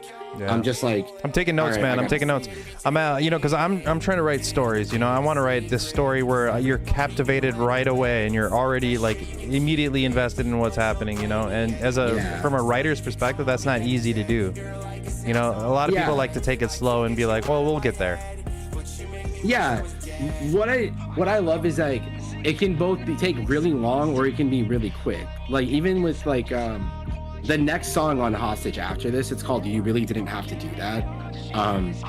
That song came from absolutely nothing. Soloff, the producer, sent me the beat, and I went to MBO's house the next day, and I told him I have nothing, just hit record. And we like hammered it out, and I've never been more proud of a song after first recording it than I was that day. And then from there, I kind of started to just have those moments where like my best and my favorite songs were all songs that were just made like at random, no planning, nothing. Even sometimes where I only had one part and then just went and like kind of freestyled the rest of it. That's dope, though. I mean, when you talk about something like a specific song that you remember really enjoying, I mean, that's what we're shooting for, right? Like, as an artist, that's what your whole goal is. It's not if it hits 1 million streams or not. It's like literally like, oh man, I love that song. It turned out so the way that I wanted it, and that's key right there, you know? There's no prerequisite to being on Spooky Sunday, like, as far as numbers go. Like, there's no, like, you have to have this many views. That means nothing to me at all, bro. You know, it's all about like I find some of the best music that nobody's ever heard of, and I feel like really excited to share that kind of music with other people, with my friends and others, because I don't know, I get sick of listening to the same 10 songs that are on the radio the past 30-40 years, you know. I feel that 100%. What I love is I just love showing people things. Yeah. Something as simple as like memes or like TikToks, songs, movies. Like, I'm talking to anybody, if I can get them to check out anything I told them to, it's a win. Whether it's like the saddest thing in the world or like the funniest thing, the most whatever thing. Like, if you check out something that I tell you to check out, then I succeeded. I just made you cooler. You're welcome. In the mind of Skrwd, you are now cooler. Arcadios, not cooler. You are now cooler. Arcadio said, ain't nothing wrong loving a series no matter what or gender. Just enjoy the stuff we have around before we depart. Couldn't agree any more with that, brother. Well said. Cruzy said, that was me when Honey by Scent Flowers released. It was so weird to hear these sad lyrics because every time I see Skrwd, he is so smiley and bubbly. Yeah, that's. Whenever I think of you too, you always I think of you with a smile as well, and I really appreciate that about you. You know, like I don't see you as like somebody that's trying to you know, like fall into like a depression and not care. You know, like I feel like you're trying to live life. You know, and that really just shows when just by talking to you, man. I appreciate that a lot. Stovalt said, "Let's see the tattoos." Oh, all right. So I got this one. I got this one. I got this little doohingy right here. Dope. Little cabin.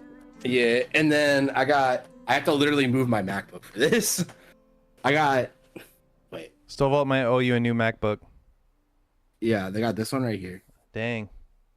And then I have one on my thigh that is too far up my thigh to like pull up on my Too pants. racy for the family-friendly content. Too racy for the kids at home. All right. Yeah, I try to keep things family-friendly around here. I try not to say words like or even you know, you get the idea. Oh yeah, just keep it very like tame. Yeah, I don't mind actually. Yeah. Like if I usually drop like F-bombs here and there on streams and stuff, but I just feel like it's a better way to like I think it's better content in general if it's just like talking about the things that matter, you know? Yeah. Oh, dude. Calvin said I love those words. Funny as heck, Calvin. I forgot that I put this song on here, but this song is really awesome too. Crossed Out. Flowers for You. Do you listen to Flowers for You? Not as much as I should, I guess. Dude, he's phenomenal. I fucking love him. Shout out Luke. I don't know if he's in here right now, but Luke, if you're in here, I love you. If you're watching this later, I love you. One of my favorite things about having a different guests on though is like getting put on a different artist myself, you know, like people that you work with or whatever, you know, like there's so many crossovers, like you said, like you listen to Young Van, you find Young Kel, you watch CJXO, you find Skrwd, you know what I'm saying? Like the crossovers are dope. Yeah, and early pandemic, you saw that happen a lot more, because like I found CJXO through Emo Fruits, and then I found Emo Fruits through some random girl on Instagram. So like that whole side of the scene, I was never like fully tapped into until the pandemic started like really happening, because my intro to like SoundCloud and like the underground was like Members Only and like Buffet Boys, Suicide Boys, Bones, Lil Peep, you know, stuff like that. Yeah. So when that era started to like wind down, I wasn't paying that much attention. And like I had seen like Nine Tails and like Convoke and like stuff like that. But like outside of that, my understanding of it was nothing. I didn't even realize there were artists smaller than them until about a year later, you know? So it's very interesting to be a part of it and kind of see like the ups and downs and the growth and see all of these different amazing artists come out. And even go back to what we were talking about earlier, like regardless of size or numbers or whatever, like they're putting out music that's light years ahead of like what's even mainstream popular. Yeah. So that makes me really hopeful for music like going forward. Oh, dude, people don't understand. The underground is where it all begins.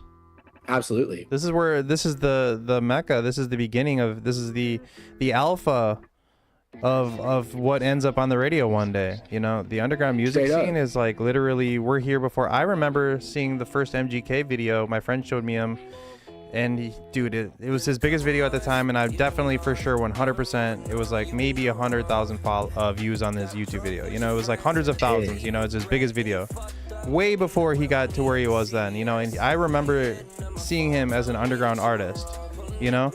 And then for him to be where he's at now compared to then, like I literally witnessed like holy bro, like that's crazy, you know. I feel that because I've had a few like encounters like that. What I think the best one that I can describe is Turnstile, where I remember Turnstile coming out, and back then the message board was this place called the B9, and and like Facebook and like stuff like that. Like talking shit on the internet had like its own little place, right? Yep. And I remember when Turnstile first came out, everybody I knew made fun of that band. Everybody was like, this band sucks, this band's corny, this band's funny, it's not good. And then about a year later, they like started touring and they just started playing these random fucking shows. They just started playing like random one-off sets while they were on tour with their actual bands. Or like there was a festival that happened here, and the day before they were like, oh, heads up, Turnstile is playing this. And watching them go from playing like for like 50 or 60 people in like a skate park to playing Coachella is insane. Yeah, When, Crizzy's saying in the chat, Turnstile performed live at a Blink-182 concert when I went to on Tuesday. Like, that is really crazy if you think about that. Yeah. Yeah, like, okay, like the first time I saw Turnstile was, for about like 50 or 60 people, last minute set that they got put for a hardcore fest. And then like, there was one time I saw them in North Florida. I saw them at this random dude's house. And it was like after a show, there was a festival. It was called Southeast Beast, and Story So Far played, like a bunch of bands played, and very last minute, like probably like 5 minutes after the show ended, they're like surprise Turnstile show down the street at this dude's house, and pull up, mic's broken, so it's just a karaoke set of everybody just singing inside of this room, and one of the coolest things that I've ever experienced as like a showgoer was that. Like those kind of moments where you're like everybody in the room is like singing in unison is like some powerful ass shit. Yeah, it's almost like we're doing a magic spell and we're doing it all together. Yeah, some crazy stuff. Stovall, go ahead. No, you're good, bro. Stovall was just saying flowers for you should come on Spooky Sunday. Eyeball emoji. Oh, dude, absolutely, bro. Like all it takes is like perhaps a vouch, and it can definitely happen. I just got to go do a little research and reach out and. Yeah, no, this is my public vouch. That definitely do that. He is such an awesome guy that like he would have a lot of fun on here with you for real. Crizzy said, Star in the Sky is the only reason I found the scene, and I'm so thankful. Some of his deleted songs are still on my external drive just because of how much they meant to me. Dang. Damn. That's really crazy. They're like deleted and maybe all but gone everywhere except for on a fan's hard drive, bro. Think about that. That's insane to think. Just because that's kind of when we were talking earlier, and I'm like, dude, almost don't delete songs if you don't have to, like. Because you never know. Somebody might be really loving that song, Yeah. I go through like a struggle of wanting to delete songs. And I have to remind myself that it's just like whatever version of myself I was at that time, just being insecure about like where I'm at now, or like what people would think of it now, listening to it now for the first time, like kind of thing. But I don't know. I can't picture myself actually going and like permanently deleting a Skrwd song off the internet. I can't picture it, because I know I'll get at least one person that says, "Where is it?" and I'm gonna feel like that guy for doing it. Yeah, I feel like Crizzy might put some of your stuff on a hard drive even. So, dude, that would be very, very sick. That's legendary. And then like this song that we're listening to right now, I love this song because it was one of those things where we decided, because it's by Cut Deep, and he lives in San Diego. When I was living in LA, me, him, and the other dude on the song, Unzen, we would do studio sessions in West Hollywood in the middle of the night for like dirt fucking cheap, and we would go in there and we would just make song after song after song, and we did that for a while, and this was the first one that we did. And I love how it came out. I love that we went in there, we made the whole thing in like 3-4 hours, and it was like such a huge vibe. Like I think about that night a lot whenever like I hear this song. I think that's another important part about music too, is the memories that go with it. And like, yes, go back to the song that you didn't love, like, go wait 5 years and go back and listen to it. Maybe you'll find that love that you were missing the first time, where it kind of just, maybe it's more of a time capsule, Yeah. And it's not about the song itself, but maybe a way of going back to the moments that you were writing it. You know what I mean? Yeah, absolutely. I've started to see myself change my mind on old songs that I used to like openly talk about how much I hated. And I know that in the TMM chat, everyone's probably happy about that because a lot of their favorite songs are like my first songs. You know, it is kind of funny though. That happens a lot, I feel like, but it's just, you never know. You know, it's always different for everybody. Stovall said, I'll vouch for that. You should never delete songs. One of my songs, as Forlorn, I almost deleted, is now used as an outro for a popular Spanish Valorant streamer. Wow, that's actually really crazy, bro. Bro, let me talk about Stovall real quick. Please the do. Forlorn era of Stovall was such an important thing for me as an artist because in the beginning of the pandemic nobody was really doing the Midwest emo thing that much. Like it was literally just Forlorn and Skelly and like maybe a couple other people. The first time I heard Forlorn, I was blown away by how good it already was for somebody who was just starting with making music. And I've always said this, and I will always say it, Stovall, Forlorn, Zach, whichever way you want to call it, such a talented person. No doubt, man. Such a talented person, forever has my vouch. Like, I love him to death. I can say a few little things about Stovall while we're on the topic. The first thing is him and Splash Gang are the only two people that I've ever had some sort of merch collab with. So one of the second item in my shop that I ever existed, it was a Forlorn t-shirt. It was for the Psychonaut because I did the album art for Psychonaut. Yeah. And then the other thing is, I believe I could be wrong, Stovall, correct me if I am, but I was at your very first show when you performed. I think maybe is it your only show that you ever performed as Forlorn? I could be right. I could be wrong about that. By the way, also Epitome of Failure. 404 said, "Love you, Skrwd." Yo, Epitome of Failure. That is my guy. I love him so much, dude. He's been I've known him for about 2 or 3 years now, and like we've made songs together, and like he's like a really good dude. I love like whenever I get to be on the phone with him and we just like talk about life, it's always such a good time, and it always makes me really happy whenever like he pops in for anything. So shout out Epitome of Failure for real. I think you and I need to spend more time together, either in gaming or working on some music together. Yes. Or something. You know, I make music and stuff myself, as you know, and maybe we can crank something out together, because I just really love your vibe, man, and you're just such a great person. And thank you. And yeah, dude, I would love to just spend more time and do some stuff together, you know, something I could. Oh, dude, definitely. And you brought up earlier when we were first starting the stream that you were thinking about getting into streaming, you said? Yes. So what kind of vision would that entail? I've given it some light thought. Yeah, just generally. Generally what I'm thinking is like stream Rocket League and maybe do like music streams every week, like once or twice a week. Just have people come in and we just like talk about the music. Nothing like too crazy, nothing too serious. Because one thing that like about music review streams I don't like is when you watch somebody who's reviewing it, who's kind of taking the opportunity to look at music way too seriously.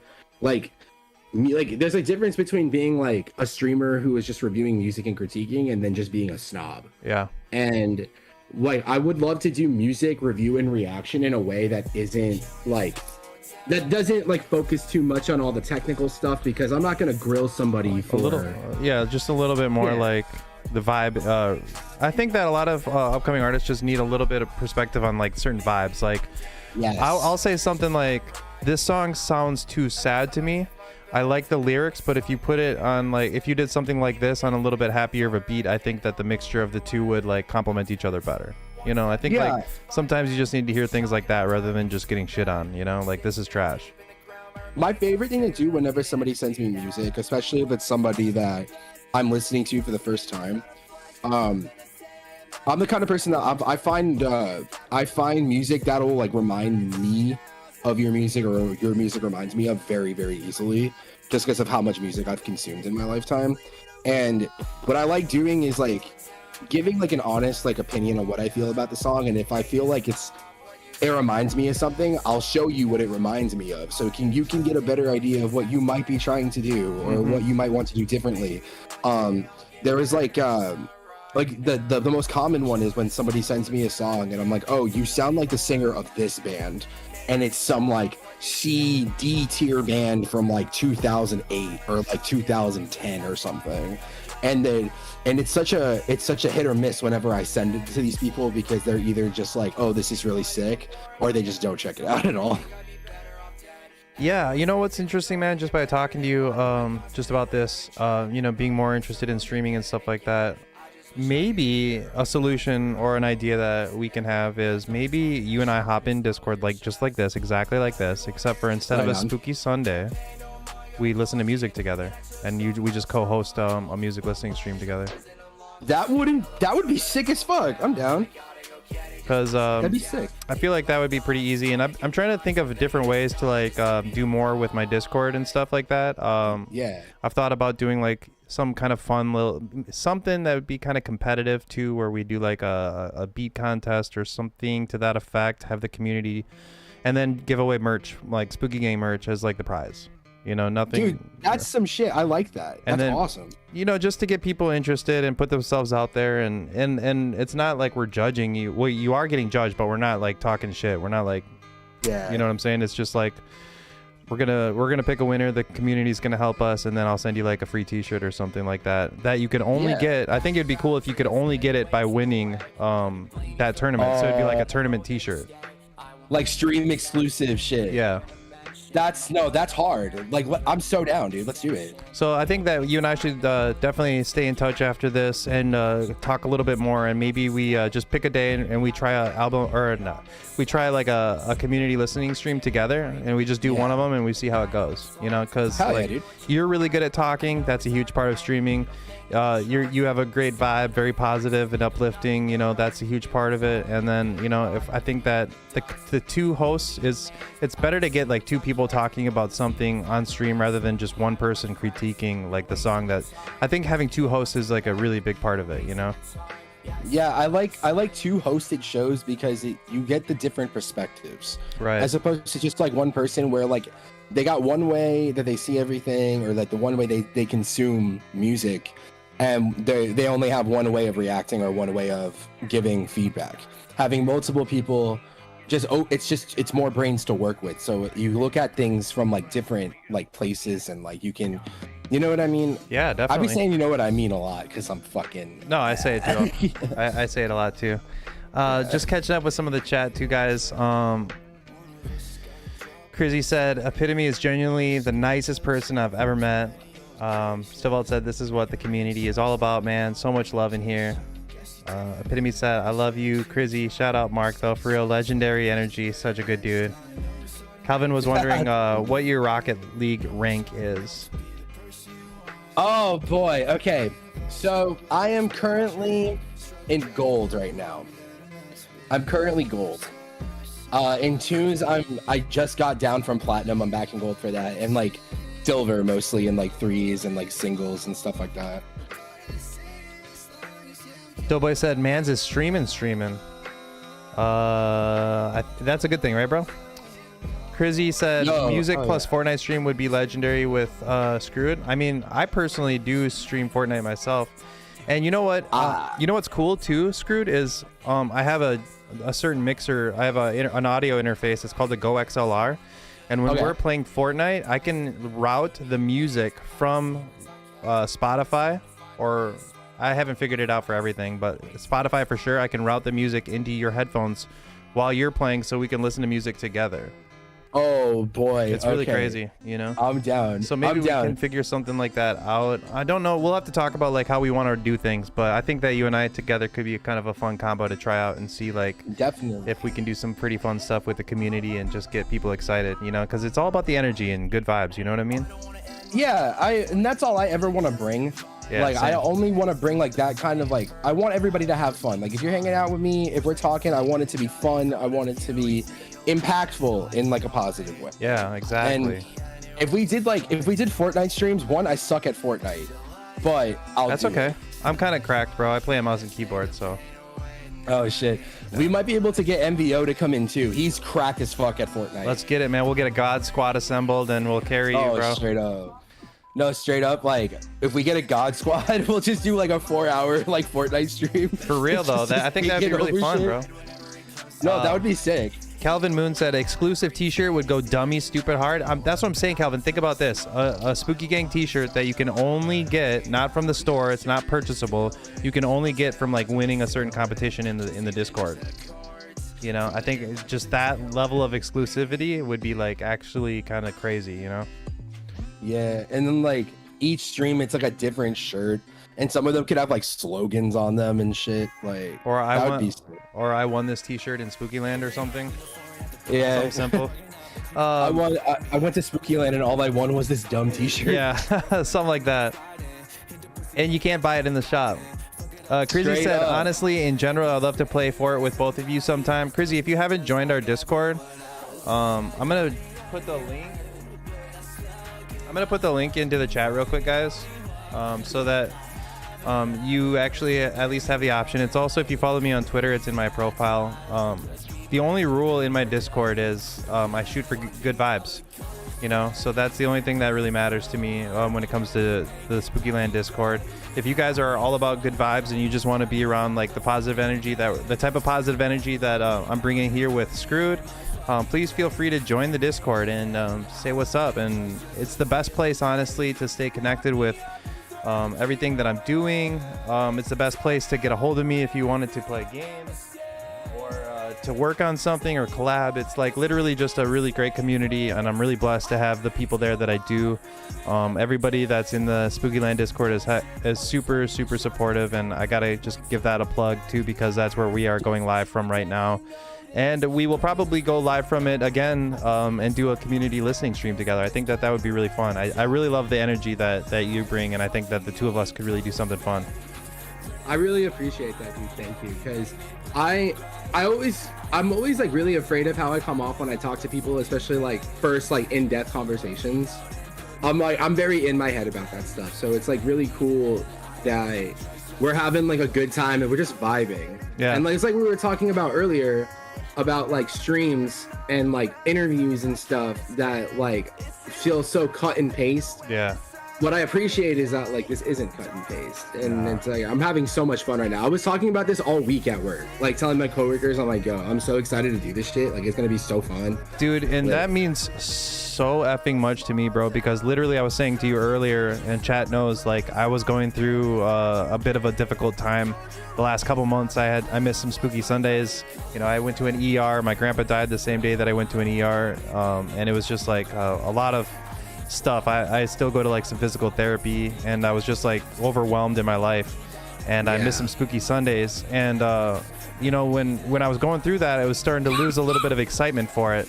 And all throughout the week, you were like hitting me up like, dude, I'm so excited for this. Like I got all these ideas, like I'm bringing like this, I got Bliss planned. And I'm like, your excitement was like contagious. I was like, wow, like that's what I want. I want the person that I'm bringing on to be excited to be here, not just to do it as like a, you know, as a whatever, sure, I'll do it, you know? No, definitely. Because like when it comes to like answering questions and doing podcast interview stuff, I've always said that like it has to be like it has to feel right. Yeah. And with you, it felt right off rip because one, you're a nice dude. Two, I've known you. We've known each other for so long that this was kind of inevitable. Yeah, it needed to happen for sure.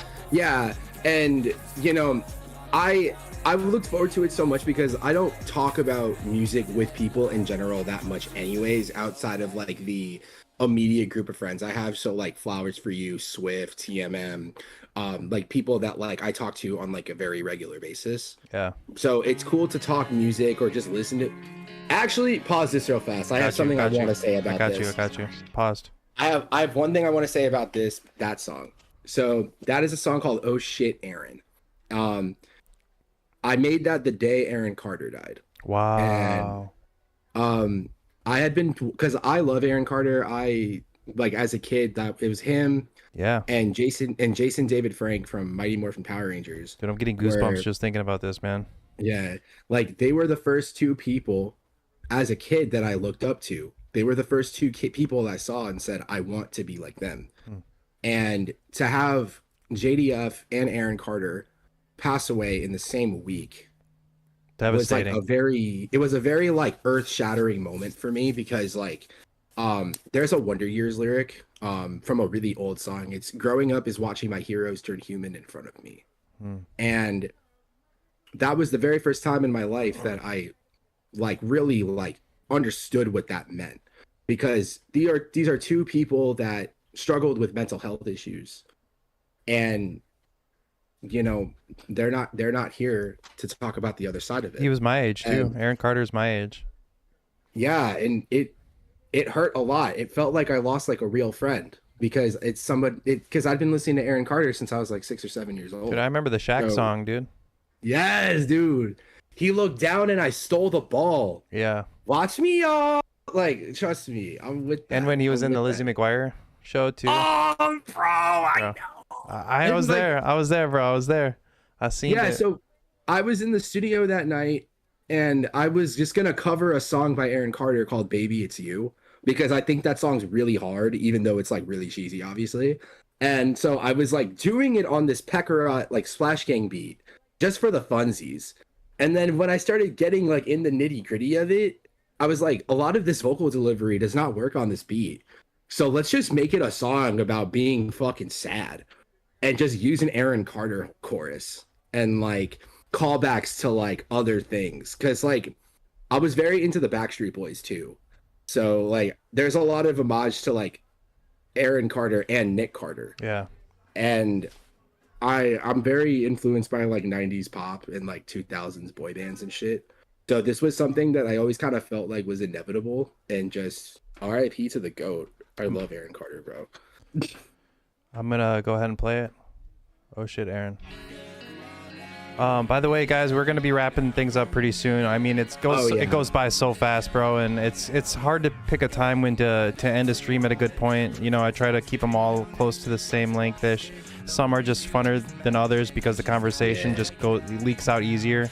Yeah. You know, and I just want to say thank you again to everybody that chilled with us today, and everybody that showed love and support. Coming in and just seeing all the people that are here for you, bro. There's certainly a handful of people that are here for you that I normally wouldn't see, and I love seeing that, man. I really appreciate that. Thank you guys for being here, for real. I do want to say, bro, I'm excited to link up with you again, and to do an album listening, or maybe we stream some games together or whatever. I feel like our energies should be we should be connecting more, man. I really believe that in my heart. Yes, I've been saying that like too. I would like just like my friends and shit, because I was talking about this interview, and I was always like, I kept saying, bro, like, it's weird that we're doing this now. I feel like we should have already been like tight homies already. I feel like we should have met in real life already. Gave us something to look forward to. Yeah, dude. And I don't know how much longer we have in the stream, but for everybody who stayed, you do get to hear the unreleased. Yeah. We're playing that next. Yeah, no, we have a little bit of time. I just wanted to say, you know, just so we don't catch you completely off guard here. I mean, I'm pretty sure. Oh, no, of course. We've been going for probably, I haven't looked at the time. Let me look. I'm actually curious to see. A little under 2 hours, I want to say. Ooh, under 2 hours. 1 hour, 52 minutes. And just think about that. Like, think about that, bro. What I said earlier is how quick it flies by. Was I wrong, bro? Like, it just goes by so fast. You don't even expect it. You're like, wow, it's already been 2 hours since we started this stream, bro. That is. Yeah. And it literally just feels like we're chilling. Exactly. And that's why I almost don't. It's hard to, because it's an interview. You know, it's a special guest, but it's not an interview either, you know? Yeah. It's not an interview. It is and it isn't. Because it doesn't feel weird. It doesn't feel weird. That's why it doesn't feel like an interview. Yeah.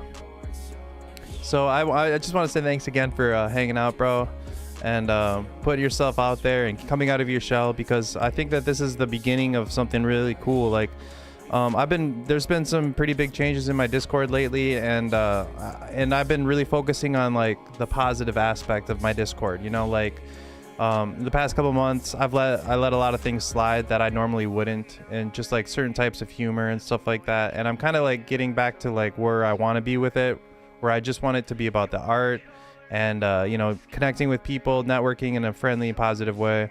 And I want to challenge you to be a little bit more active in the Spooky Land Discord, bro, because I feel like if you are, I think that it'll inspire both of us to do more together, you know.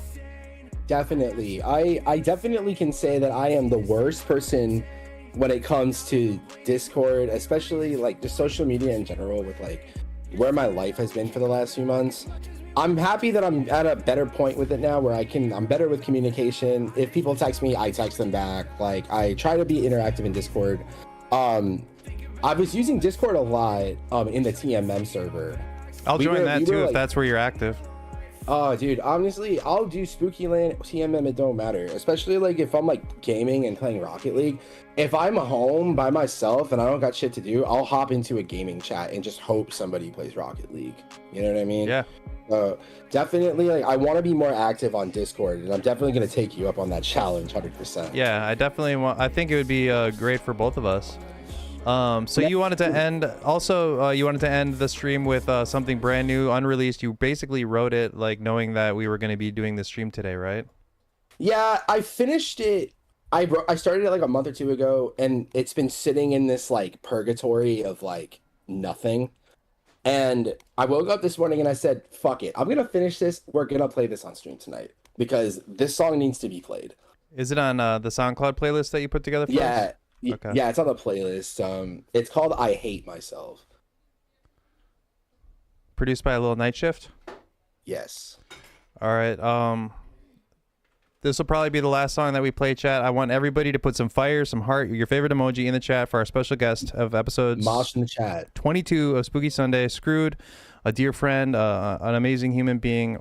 As I play this, please just go crazy in the chat. I'm going to even pick up my phone here and do it myself just to show any sort of love. I just try to do that for every single guest that we have here. It's been a blessing to have you, man, and I'm going to turn this thing up, all right? So everybody put some loves in the chat for Skrwd, and check out this brand new unreleased song called I Hate Myself. Let's go. Yeah, that's great, but it could be better. That ever will never seem to matter. Moving the shadows, living a phantom, it gets me through the bullshit faster. Every breath I've ever taken has dead behind it, I can't deny it. What's inside will eat me alive, it's what I deserve, baby, it's justified. Because I just wanna get it right, but fuck it up like every time. Operation Overdrive, getting gear, speed of light, living the lost galaxy, Astro Mega suicide. I just wanna get it right, but fuck it up like every time.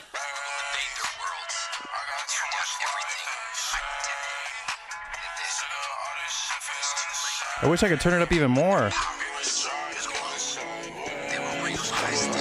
How's that, chat? Calvin says, "Hey, Crizzy, he's spitting." This is definitely different than what I would come to expect from OG Skrwd, but I love it. Stop being all up in my ear, dog. What the fuck you want? Talk shit on the squad like I'm not there, bitch. Are you dumb? I feel like Appreciate you, Pixelated. Let's go, baby. I'm not the one. I just wanna get it right, but fuck it up like every time. Operation Overdrive, getting gears. Crizzy, Sid, Pixelated, Calvin, Stovall, Epitome of Failure, Doughboy, Donald, Arcadio, Graybank, Splash Gang, Roshi, Bleached. Appreciate every single one of you guys for coming and chilling with us tonight. I love y'all for coming. Thank you so much. Thank you for having me, bro. I'm very happy that we got to do this straight up. Me too, man. Very much so. I'm very grateful for you, and like I said, I really want to stay connected. Whatever I got to do, let me know. Otherwise, I'll challenge you to stick around in the Spooky Land Discord and at least say what's up every so often. And dude, I definitely want to be more active. Like, thank you for like doing this, man. Because like, I want to be more social, and like I've seen myself be more social now. Like actually leaving my house and like talking to people and stuff. So like this kind of thing is like really like good for me, and I would love to be a part of it. Thank you again for like letting me be on this with you. We're so welcome, man. I'm going to switch over to the new little animated scene that I have created. It says "See you next Sunday." It's a little drawing, a little animation that I made. Hell So yes. we're gonna vibe out to some of the music. As we're gonna let the outro roll out, I'll keep playing a little Skrwd at the end of this playlist. For everybody that hung out today for Spooky Sunday for episode number 22 with Skrwd, please consider hitting that like button if you enjoyed the comment, or subscribing. It tells YouTube algorithm to show this to more people with similar interests, and any support is lovely and appreciated. Let's get Skrwd's name out there a little bit. Thank you guys again. And thank you, Spooky Gang, the fucking guy, a legend, a goat, an icon. Let's play some Fortnite soon, brother. Dude, I got it on my Switch, bro. We could do it. Oh, dude, if we're playing Switch lobbies, then we're gonna wreck them, bro. I'm telling you. Oh shit, bitch, let's go. Yeah, dude. Let me give me like 10 minutes to get set up in the game, and I'm with you. What's your doing Switch lobbies? I'm joining. And that's Chris? Yeah, dude, you can join. Bro, you can join Crizzy for sure. Dude, like I dropped 20s and 30s in Switch lobbies, dude. It's sad. It shouldn't even be legal, bro. It's horrible. Dude, are we gonna start streaming from the Switch lobby? Yo, we could. I do want to say, by the way, chat. Wednesday, Fox Beach. Are you familiar with Fox Beach? Yes. So Fox Beach is dropping a new project. And instead of an album listening party, he actually specifically requested that we do a Fortnite album listening party. So we're gonna play Fortnite while listening to the project. Wait, what day is that? Wednesday. So if you want, you can get into a squad with us, Skrwd. I'm gonna invite you. You're the first person I'm gonna invite. Set a reminder for Wednesday at 9 a.m. Fortnite Discord with Spooky Gang. Hell yeah, bro. It's going to be really chill. We're just going to play with Fox Beach. You know, he's a legend to many. Super incredibly nice guy. Awesome vibes, just like you. He has shot videos for Nothing Nowhere. You know, countless artists. He's just a legend. So it'll be fun, man. Let's get some games in with him and listen to his new project, bro. And yeah, dude, I'm pumped. It'll be a great little, kind of segue into what I was talking about with you, where we do like a album listening together, you know? Yes, dude, definitely. So let's tap in with me on Wednesday. You, me, and Fox Beach are gonna play Fortnite. We'll get one more person, maybe Crizzy or whoever else, and we'll get a squad going, and we'll listen to his new project and play some Fortnite. Hell yeah, dude. Let's do it. All right, guys. That's it for today's stream. Thank you again for all those who for hanging out with me and Skrwd. You guys are amazing, and I have a special guest lined up for next Sunday. He's a videographer, shot many music videos, probably some that you've seen. So I'm hyped about that. We're gonna be watching a lot of videos next week. So it's gonna be a lot of videos next week. So if you guys are inclined, please hit that sub. So turn those notifications on. I'm only doing music stuff here on my on my YouTube channel now. I'm not doing as much gaming as I used to here. I'm doing that over on kick.com/spookygang. But the stream that is on Wednesday, we will be doing that here on YouTube with Fox Beach. So we're going to be streaming that here. Otherwise, thank you all again. I love you. And love you guys. We'll see you next Sunday. Later, guys. Have a great night. Love you, Spooky Gang. You're the man.